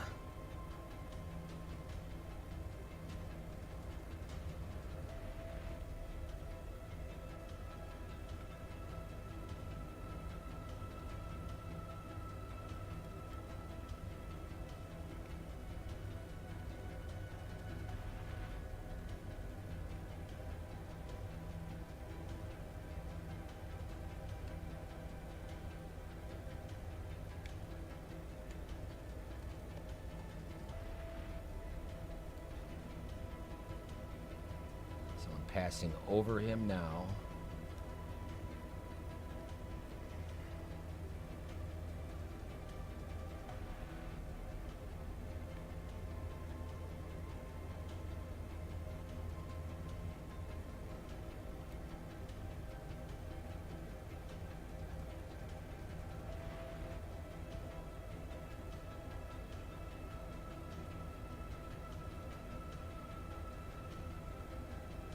I still don't see the flare.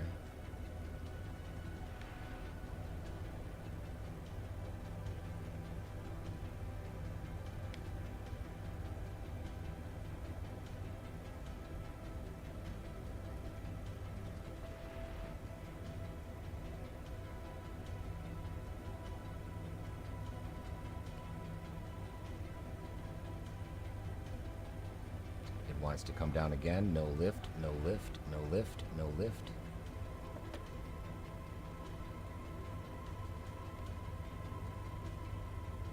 No, what was I talking about flawlessly? She's coming down. Yep. And now it will be in that oscillation, but we see before that I've actually been able to recover from this. In the in the other version, I wasn't able to recover this. But again, right now I have no control over my rudders. And there we go. As soon as we crash, it becomes useless. No control, no control. She's coming down yet again. However, look up. Did you see it? Wait for it. Wait for it. There, I saw the person.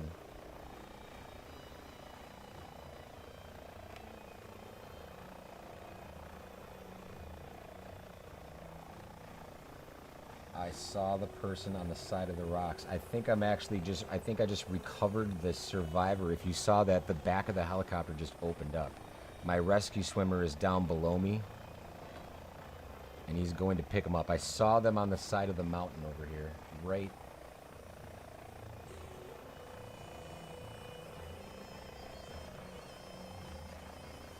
I saw the person.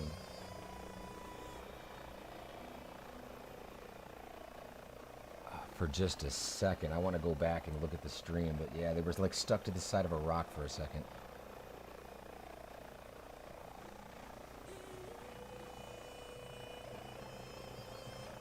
I have no idea what's going to happen when I unpause this, but apparently that rescue swimmer is still out there working.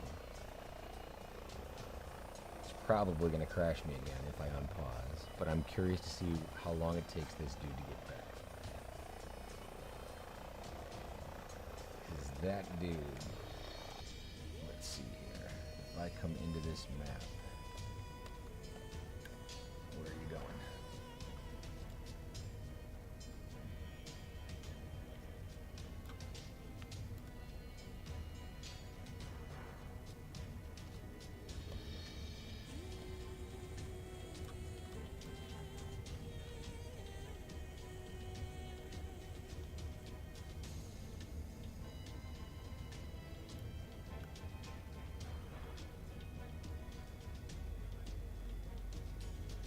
Back yet? Nope. I swear I saw him sticking to the side of this mountain.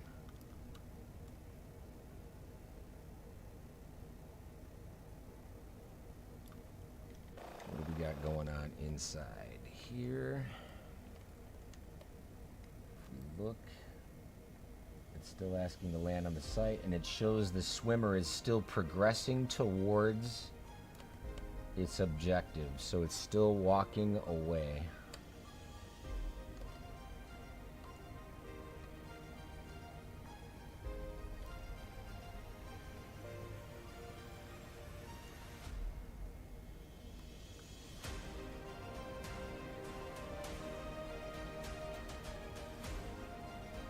I want to give this thing time to catch up, because I know that thing is still out there.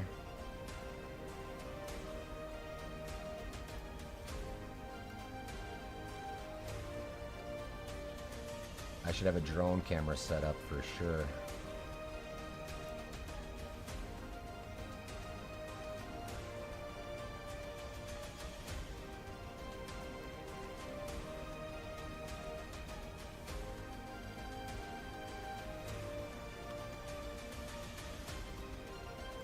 He's almost at the target.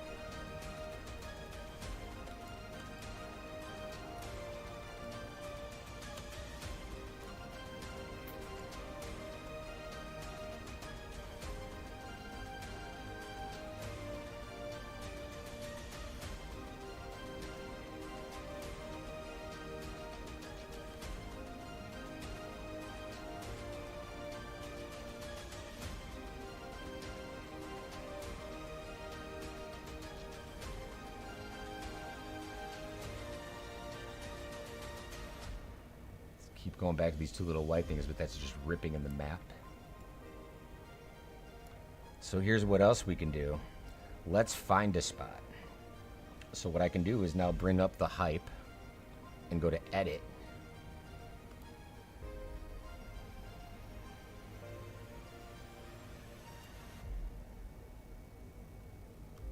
Did it not save this?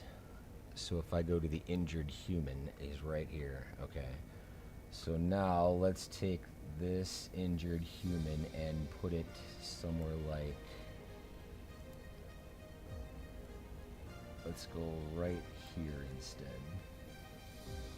This is a much more vertical cliff, so now let's take the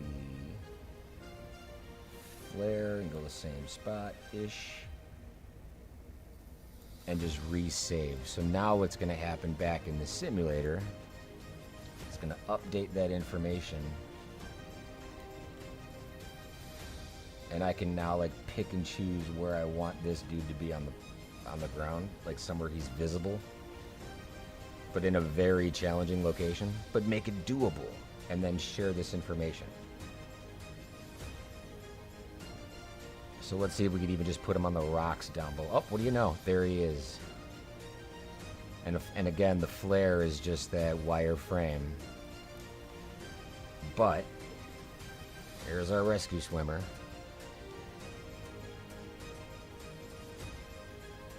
Now I have a mission. If I could fly it properly. That is in a very difficult location, but verifiably possible.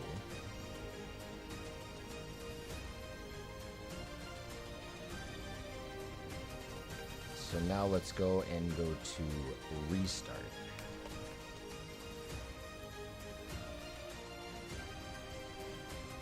Because why not?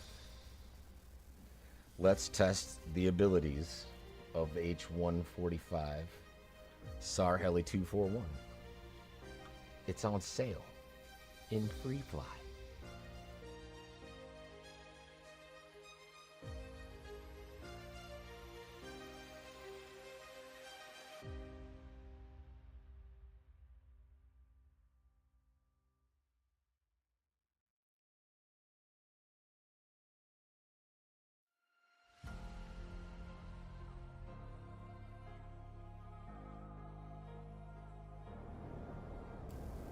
Just like that. Get her loaded in. We'll get inside.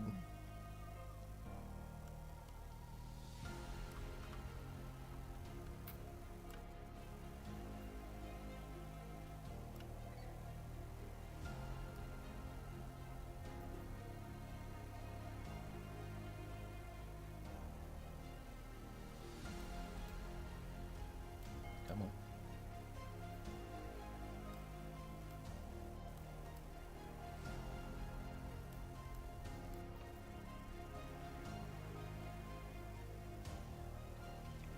Just go for it. Why bother?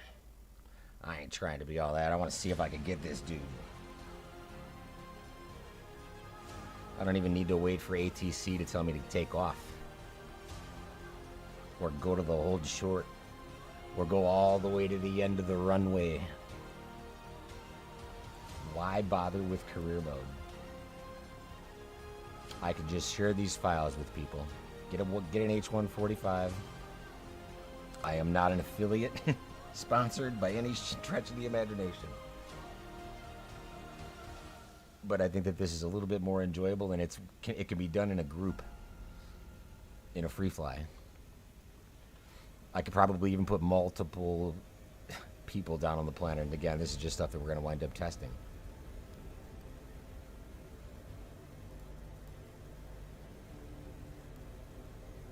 This is where we had originally started, right? We were doing a comparison between 2020 and 2024 search and rescues, and I was in an H120. I was in this helicopter, for crying out loud. I'm finally there. A little bit over a month later, and I've got a working aircraft. That didn't take long, honestly. So we're going to bring it back up to the Hype Ops Center again. We're going to go into the edit, and then while it's there, go to connect. Then we'll bring it back up. Save DOS changes.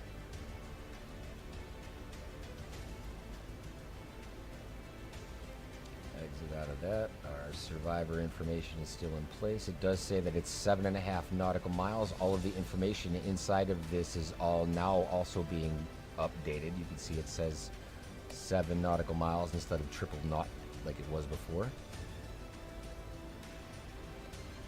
I like it. Alright, I believe we're clear left, clear right. Good to go. All the way around.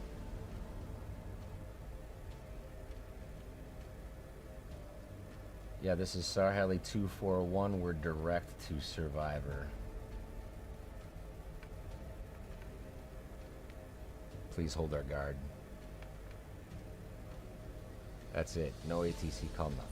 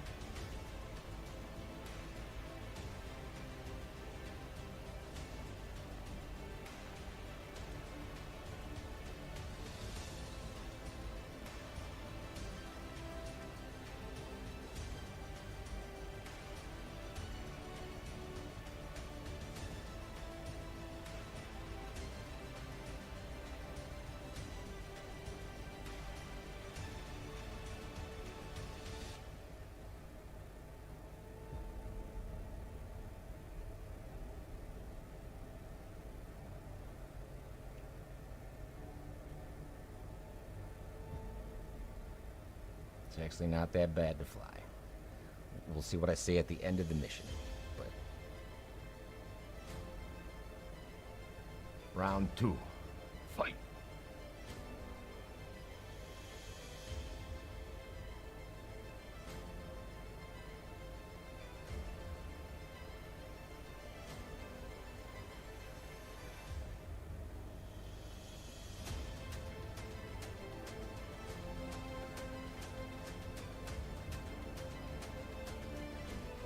Whatever's happening with the mirror, like the reflection on the glass right here, is also really distracting.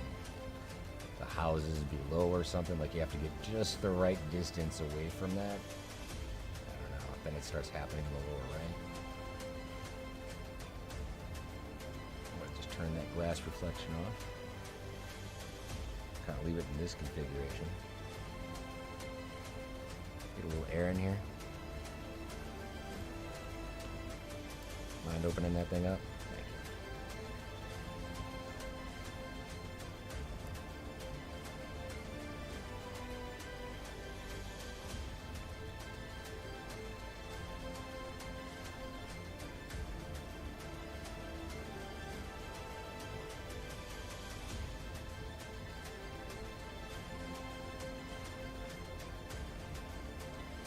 does take a second to get used to flying this thing again, though. Totally different model.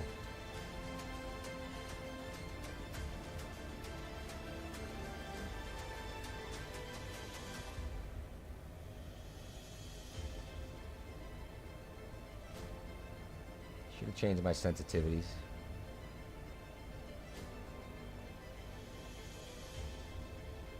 My camera is shifting on its own.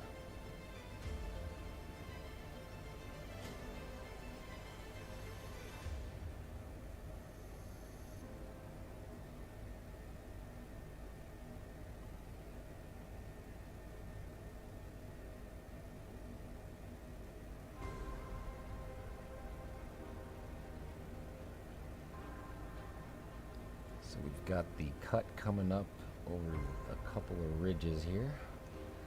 These ruffles have ridges.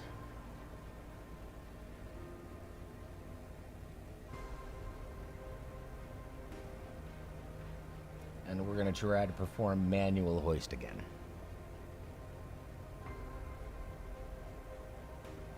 Because I don't think this is a spot where anybody can land.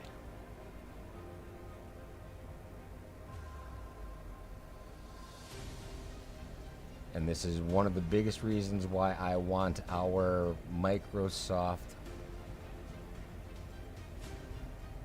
store bought helicopters or anything in the community folder whatsoever to be available. If it has the functionality to get the mission done, I want the opportunity to use that aircraft. Like, can I use this in career mode? Can we do that?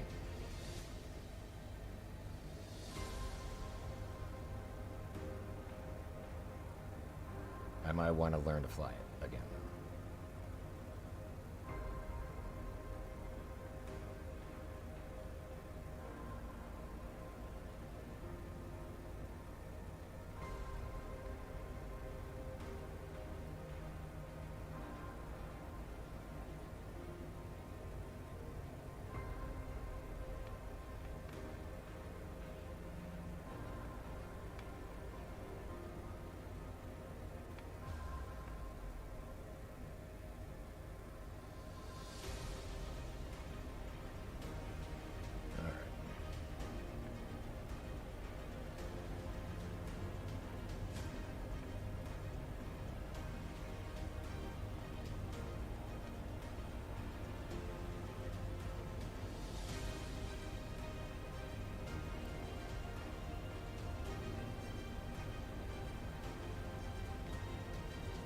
The dynamics of this topography, though.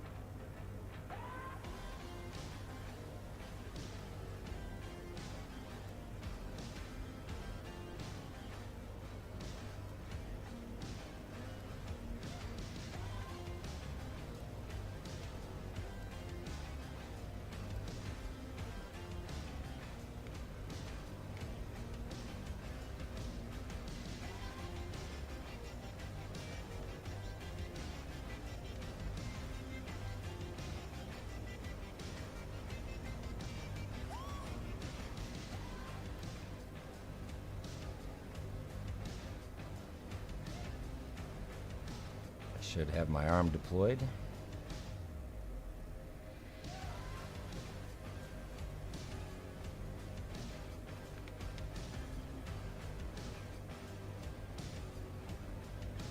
So they're behind me at this point. Alright, so now that I have an idea of the path down, I'll verify that my hoist is out. Got a bunch of herd of animals right there as I go in. How flippin' amazing is that? It's probably more of those water buffalo that don't belong here.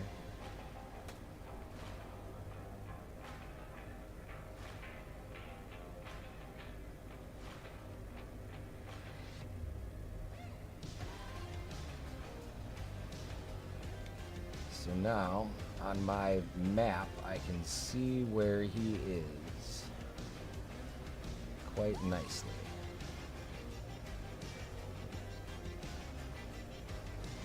None of your freelance missions show up. So you can't even do career? Well, here's an option.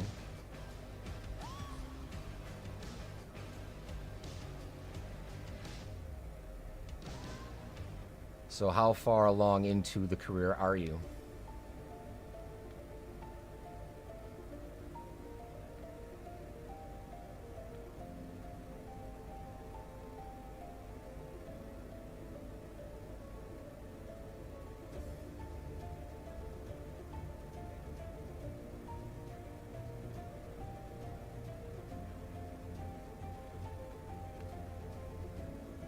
Do you have a lot unlocked? What type of aircraft are you flying? Are you earning passive income?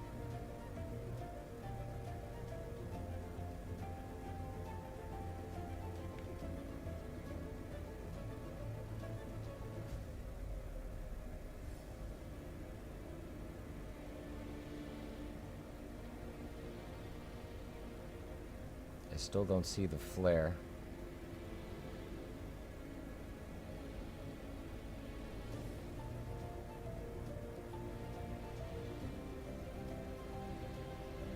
But I am very close.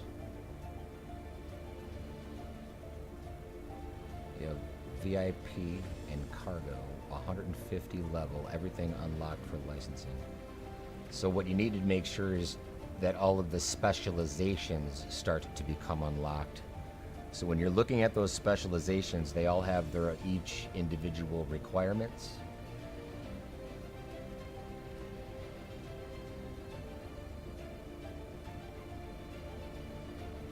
Right? And you have to complete each one of them. So if you're like missing something, go in there and see if you have all of the green marks checked for that type of airline. And if no missions are showing up, you're probably just in a spot that isn't heavy with them. So consider starting to slowly move around or choose a different season to fly. Right? So what you want to do is actually kind of pick and choose when and where you fly. Now, I have this aircraft in a stable hover all by itself right now.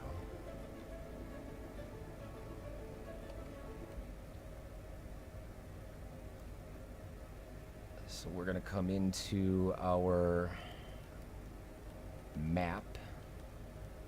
And I'm going to switch to hoisting, but it is on manual hoisting.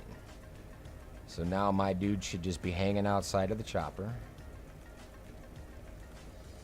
Not yet? Alright. Cool. I need to get into position, and I'm going to do this with beep trim.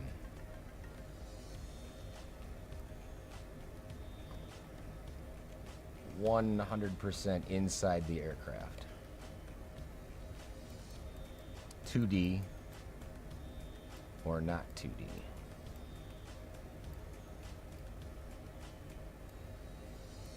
Yeah, the reinstall, I would kind of maybe try to get a little bit more like information with, like how many bugs are you coming up with besides that? Because to me it doesn't sound more like bugs, it sounds like availability just based off of maybe even pilot level. Are you at an S rating right now?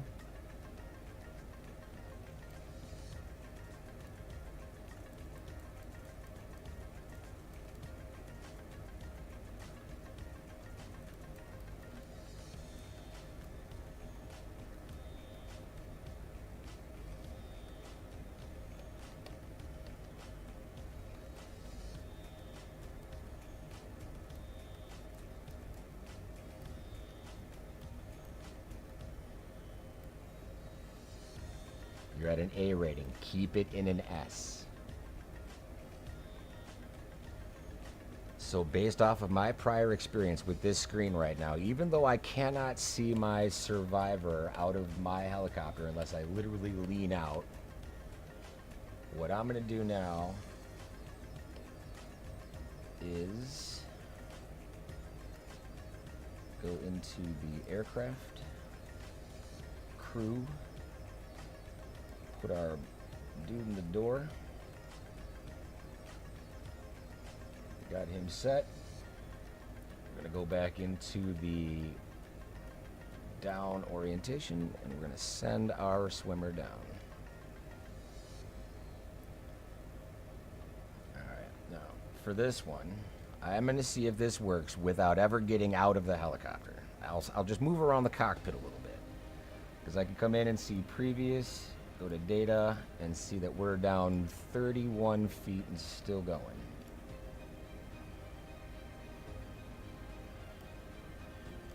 Get back into our map. We're holding a really nice position. I'm 100% hands off. My feet aren't even on the controls at this point. Our hoist is now down to 60 feet.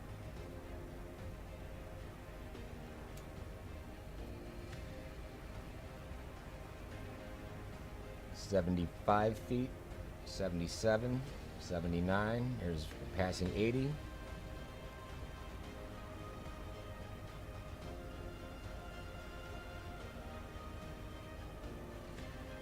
Coming up on 100. 105. Looks like the line's still going out.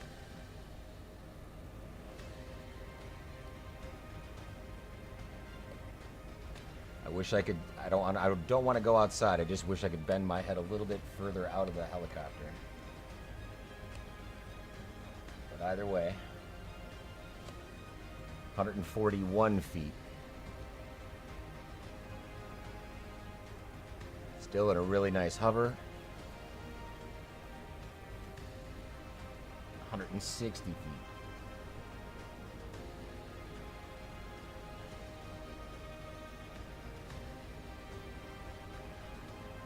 Stopping at 164 feet, I can come into my autopilot and hit pause on this. So right now I have no idea what's going on until I go out of the aircraft. Right now, all I'm going to do is... oh man, I wish I had something mapped already. But let's see what happens. If now that we're down on the ground, we can go back into the aircraft and do a crew and survivor. There's several different options. We'll put them in a... We'll go with option 1. Come back into our autopilot, and we're gonna go up. And you can even see right here on this same menu, it says 164 feet extended. And now as I start to come up, it's on its way up.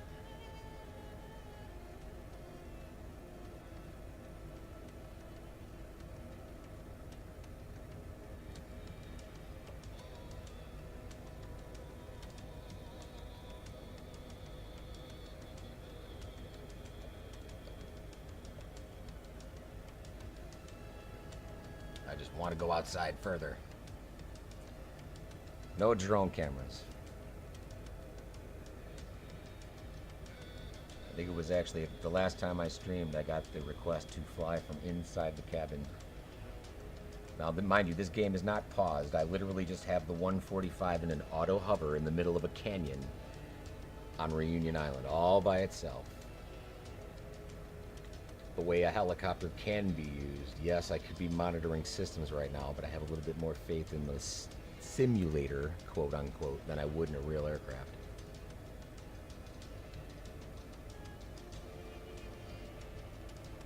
Where's our line at right now? 52 feet.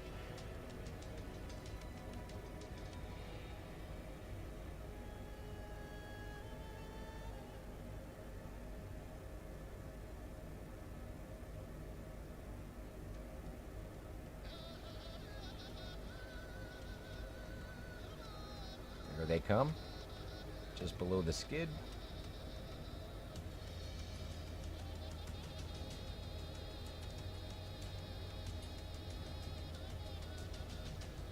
Interesting. They've got a helmet on that person. Nice touch. Woo! I like it. Alright, so now let's see what happens if we pause that. Let's come out of the autopilot and configure that all as another passenger on board and stowed. And then we'll put the door closed and our swimmer inside.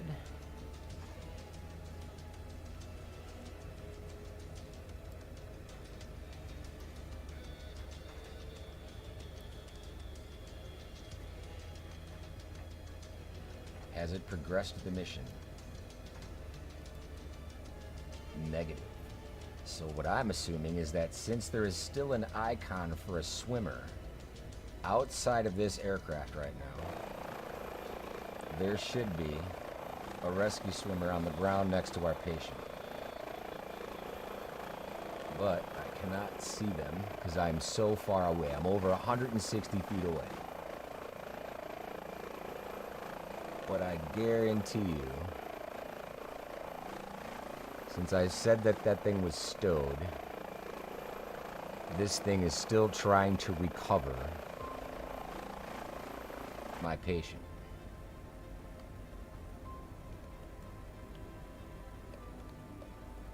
So let's see if we can't go right now and go into down one more time. Instead of manually controlling it, will it now bring up somebody on its own?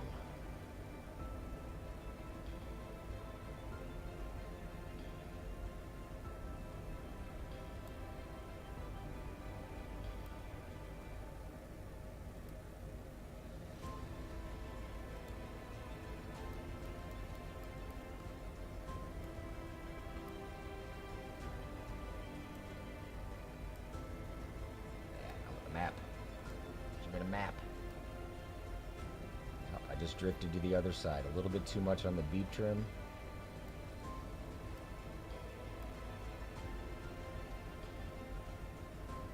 I would like if that map was able to be seen through it. I would like a little bit more transparency with the autopilot map. That would be nice. Because this map just never really gets close enough.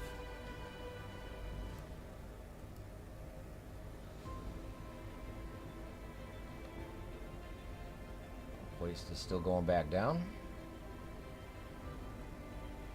Time to get this pilot another cup of coffee. As our 145 does auto hover outside of career mode. I want to use this in my career, people.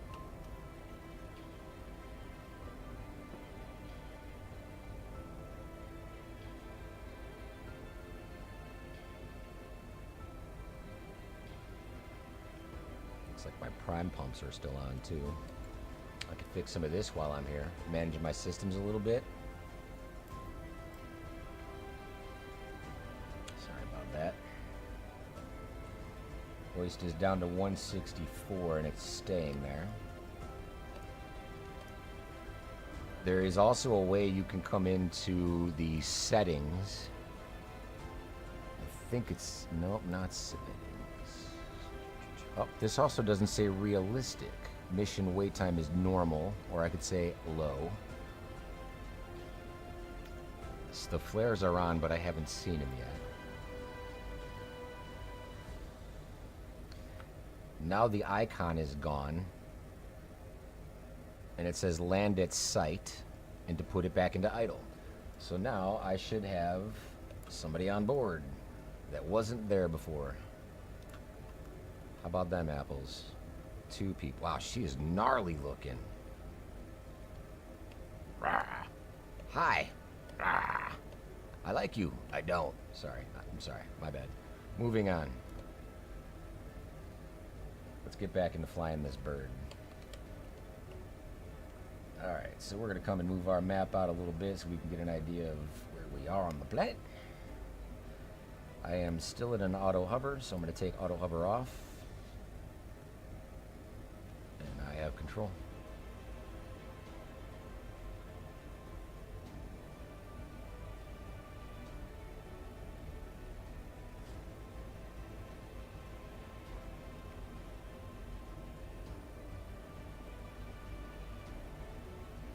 Just like that.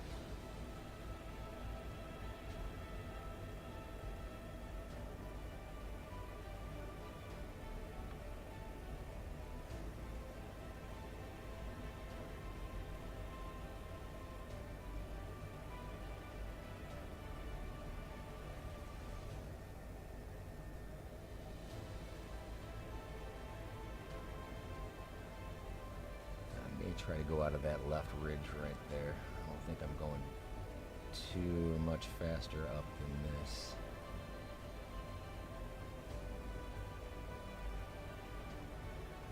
Not a lot of lift in the bird today. I'm curious though if I could get into my weights right now, and while I'm flying take a little bit of gas out of this thing.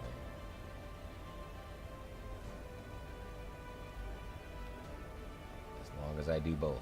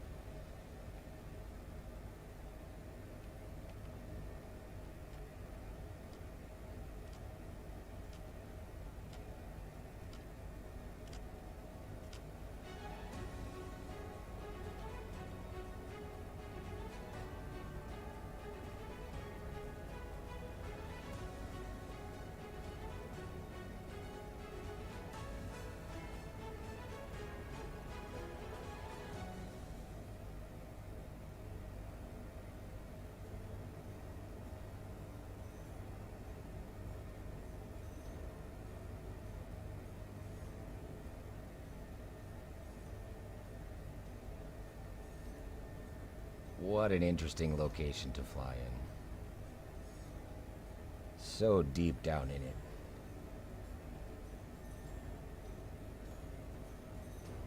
Mookie 20. So Mookie 244. Getting back to what you were talking about. I'm sorry, I got a little distracted by the mission at hand. What you're going to really want to do though is try out different seasons, try out different hotspots, and if your hotspots aren't creating things, try to slowly move your base of operations around by transferring yourself a little bit at a time.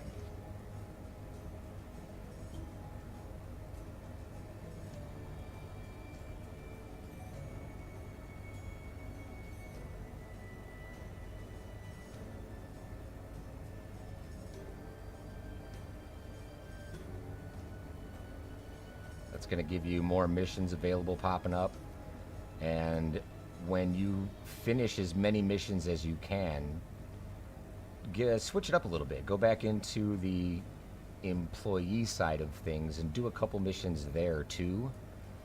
And when you come back the next day, you should have more missions generating around spots where you've done them before, and possibly even new missions.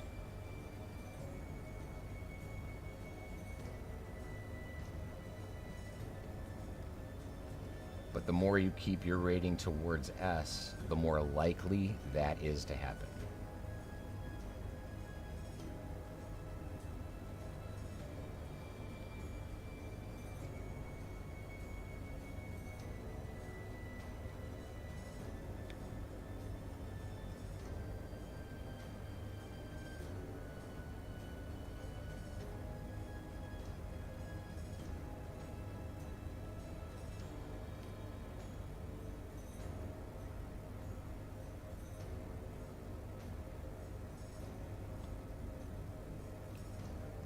Put that away.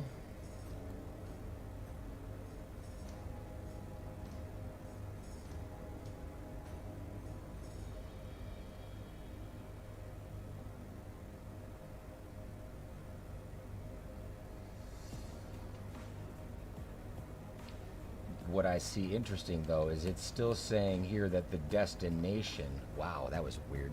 The destination is still in the hills, as if it hasn't completed the mission yet.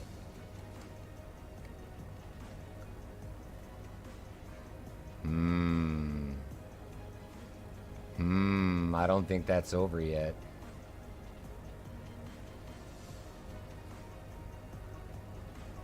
Oh my goodness, are you serious right now? That's happening. Oh, what a fail.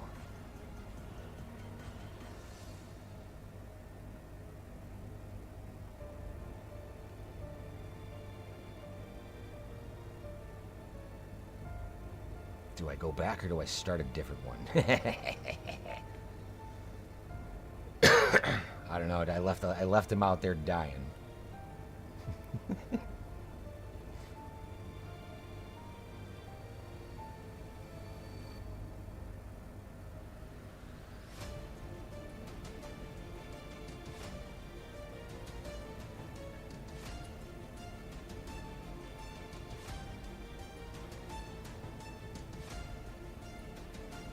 I never really did even get a visual on him. I just kind of guessed.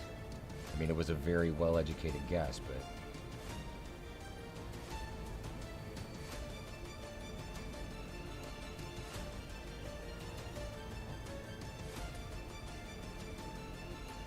I think what I should do is really spend some... I don't know if there's been bugs with the drone cameras, but I haven't mapped those yet.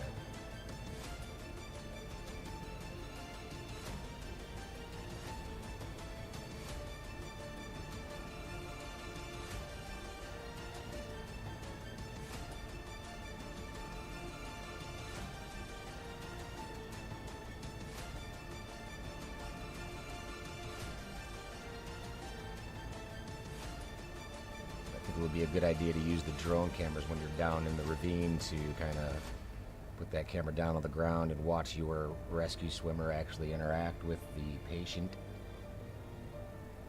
Even though I'll maintain control from the helicopter, because you can't do anything with the chopper when you're in that drone camera. I believe your controls just remain ineffective.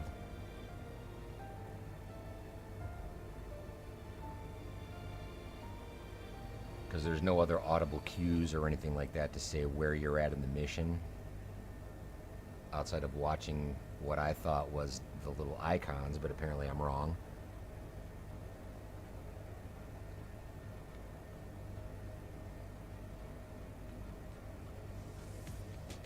I could just quickly, because it says land, it's switch to hoisting mode. So it even still says that same message if it never happened the first time at all.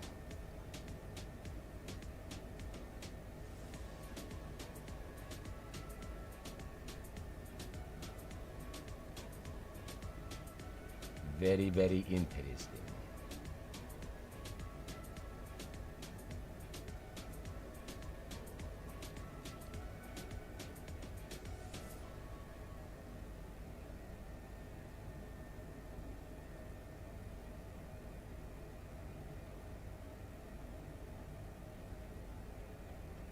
Going back in for round 3.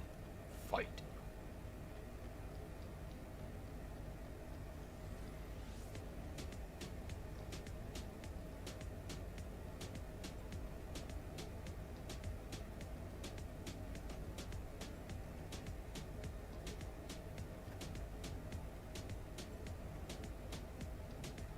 Coffee.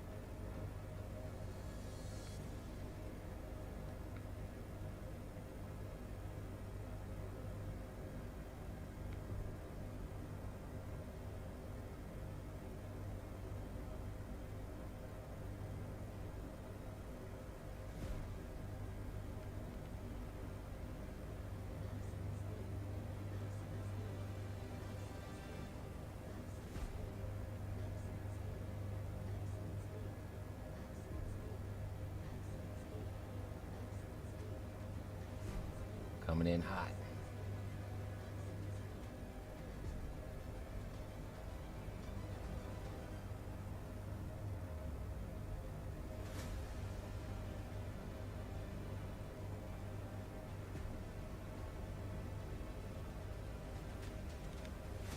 Control sensitivities definitely need to be reworked. No question about it.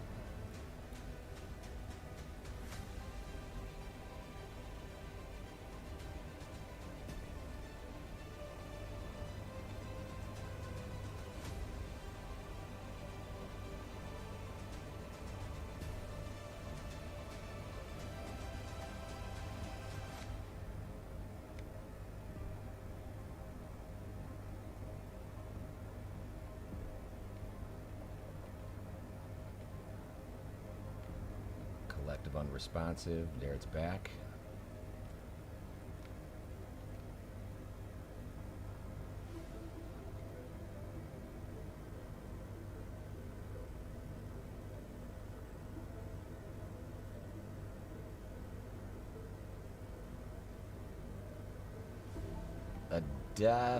This is so much different than the 125.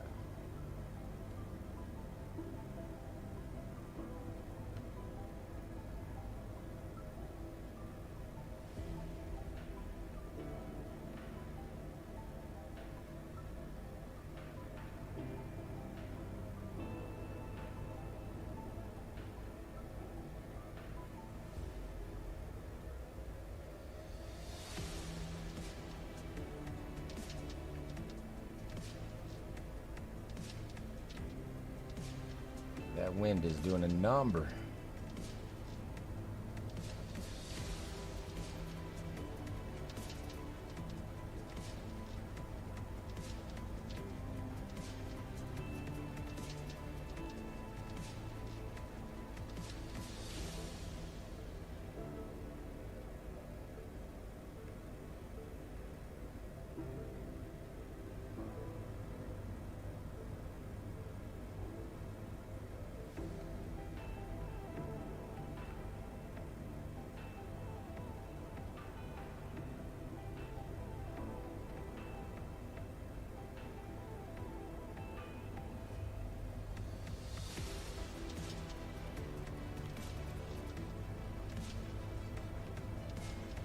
Coming down.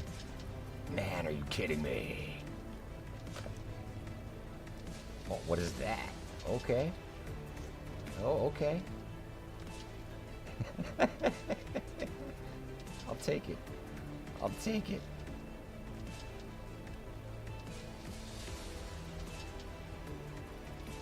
Shouldn't have lived through that. We have become a rescue mission of our own.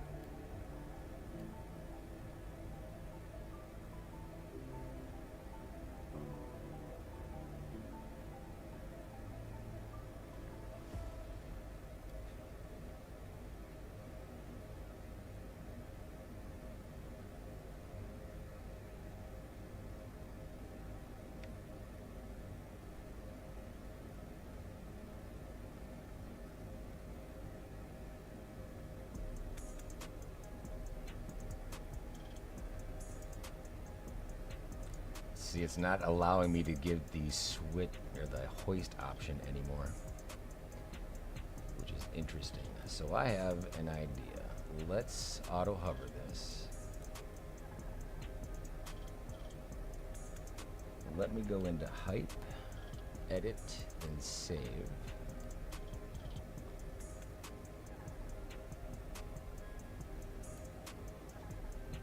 Now the switch to hoist is there.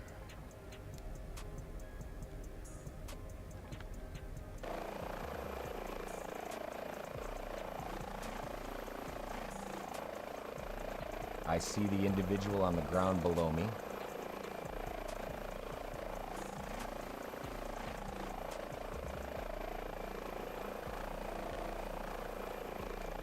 So it's confirmed he is there. So now from inside the bird.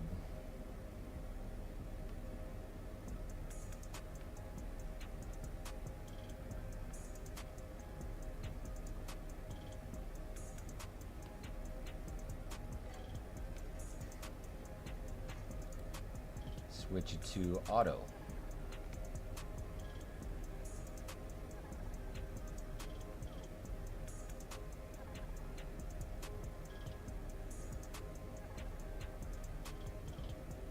I would still be okay with this part of it.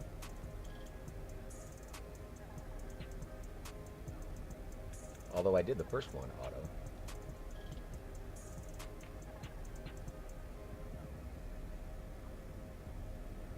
So now our rescue swimmer should be on the ground with him. Directly under the chopper.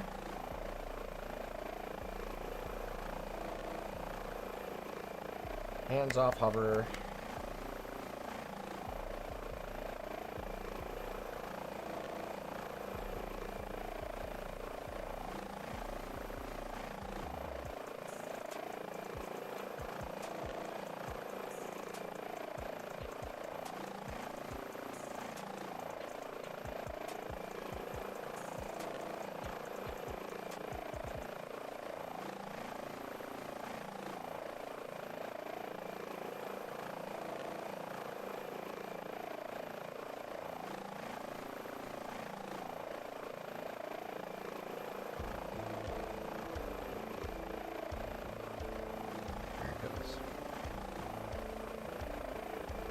And you look how far away the hoist is going to come, but at least it's actually going through the trees. I picked a pretty decent spot to be pulling them out. I might be able to go to the left just a little bit.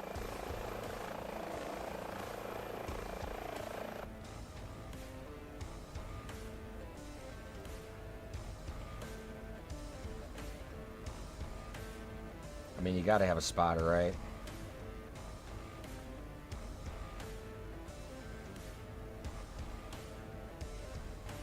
Boom, bada bing. He comes up in a stretcher. No stretcher. At least we got Band-Aids on board.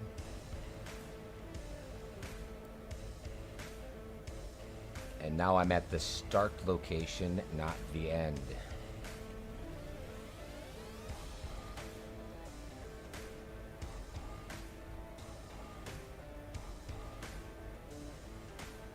So this time,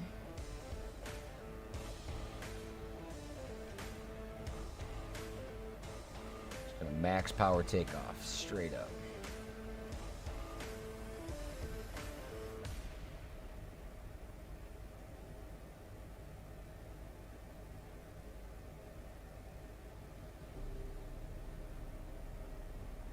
While in the hover, still on autopilot.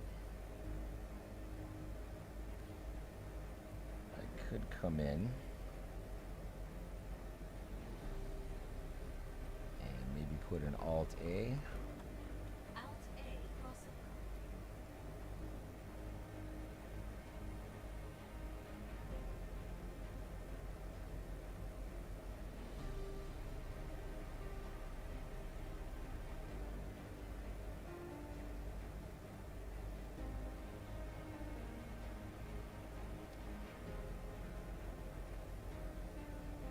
I don't think we're even going to need height. I think we might even just use navigation or no autopilot at all. But it does work. Wait till we get just a little bit more lift out of it.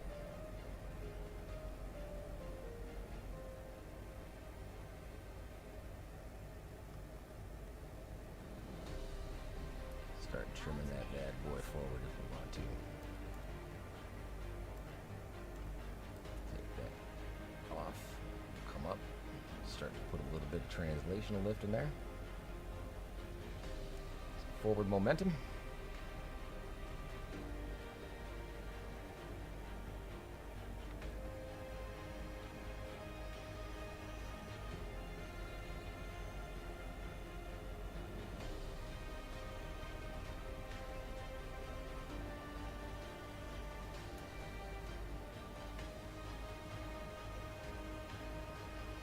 And now it's got our destination over at the hospital.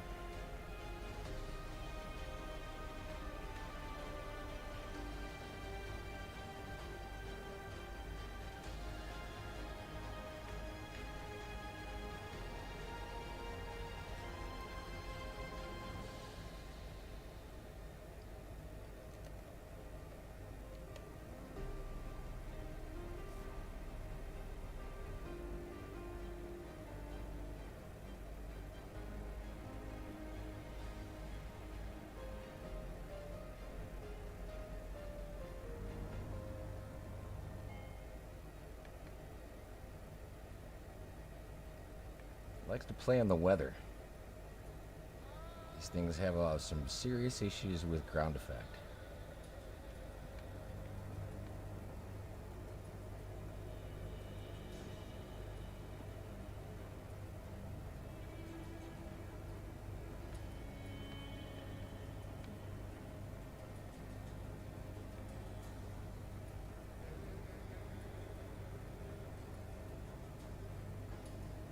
Not bad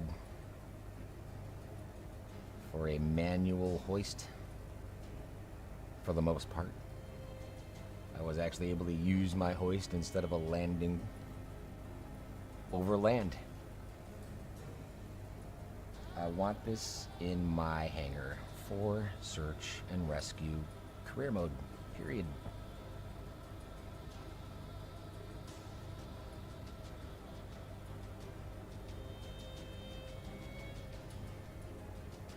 What a pleasure.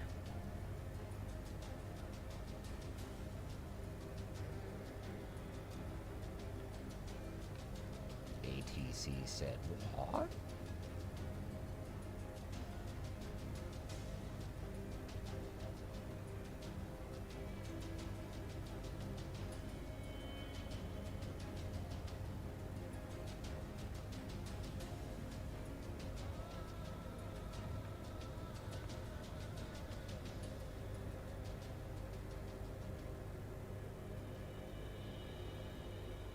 No passive income to worry about.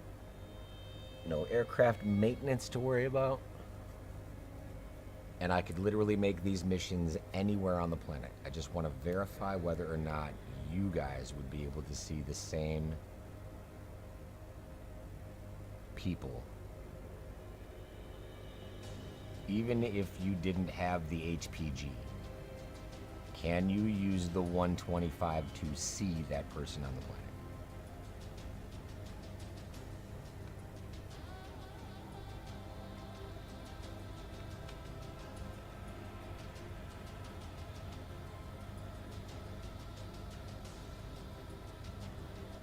That was my understanding in the first place, Highlifter.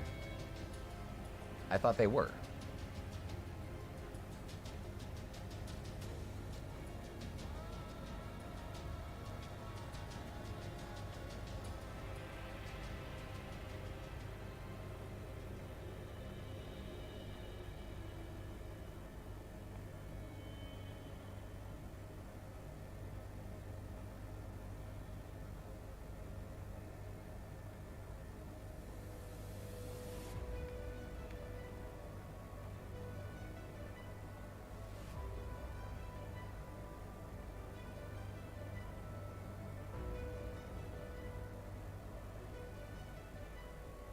I love how you can see the smoke of the flare way off in the distance just as a little blob.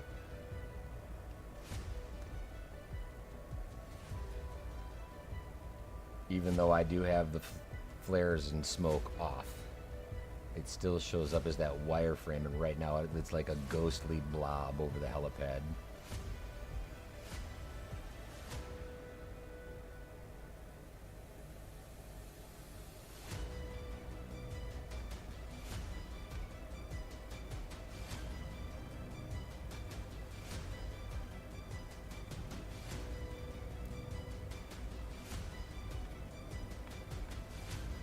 The other thing I really like about the 145 is it has a wind direction indicator. Right now you can see it on the center display in the upper right hand corner of the map.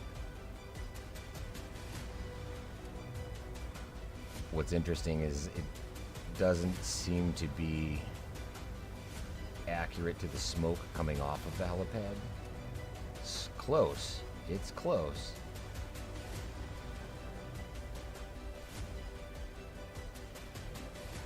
I don't know. It looks like it might actually be reacting to the physics system. It's definitely not going straight up, and it's coming behind me.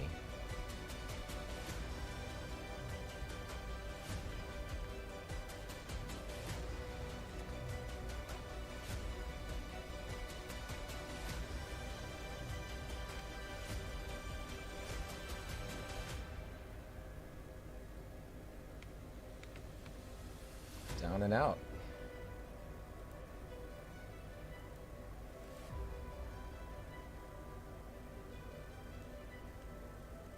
What do you guys have to say about it? That mission over?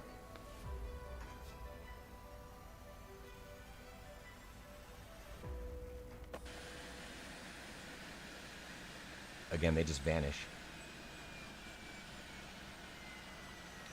Back opens up. He's got to get his luggage out. Wow. Oh, underneath.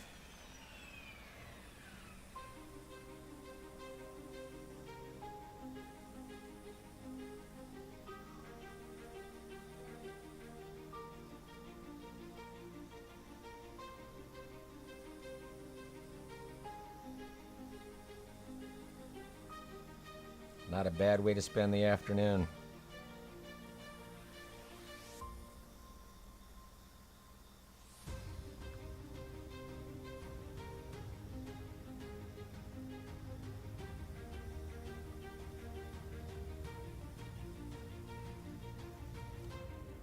This vampire, though.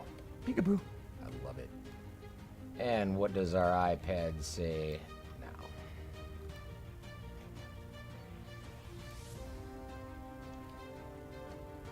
Still waiting for the mission to complete. We have the icon outside, even though there's no one out there.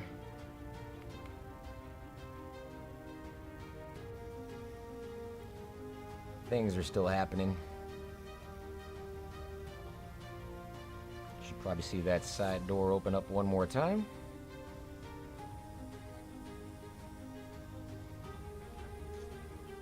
Locks it up. Mission complete. Submit report. I don't know about you, but as far as passive income is concerned, I think I would rather fly an H145 without having to worry about any of it. 213,970 credits overnight isn't all that bad when you're really not flying too many missions. It's not that bad.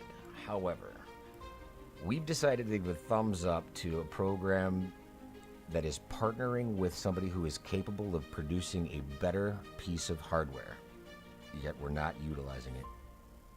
Let's change that, Asobo. Ladies and gentlemen, it's been a blast. It's been a ball as usual. Thanks for joining in. I will see you in the next one.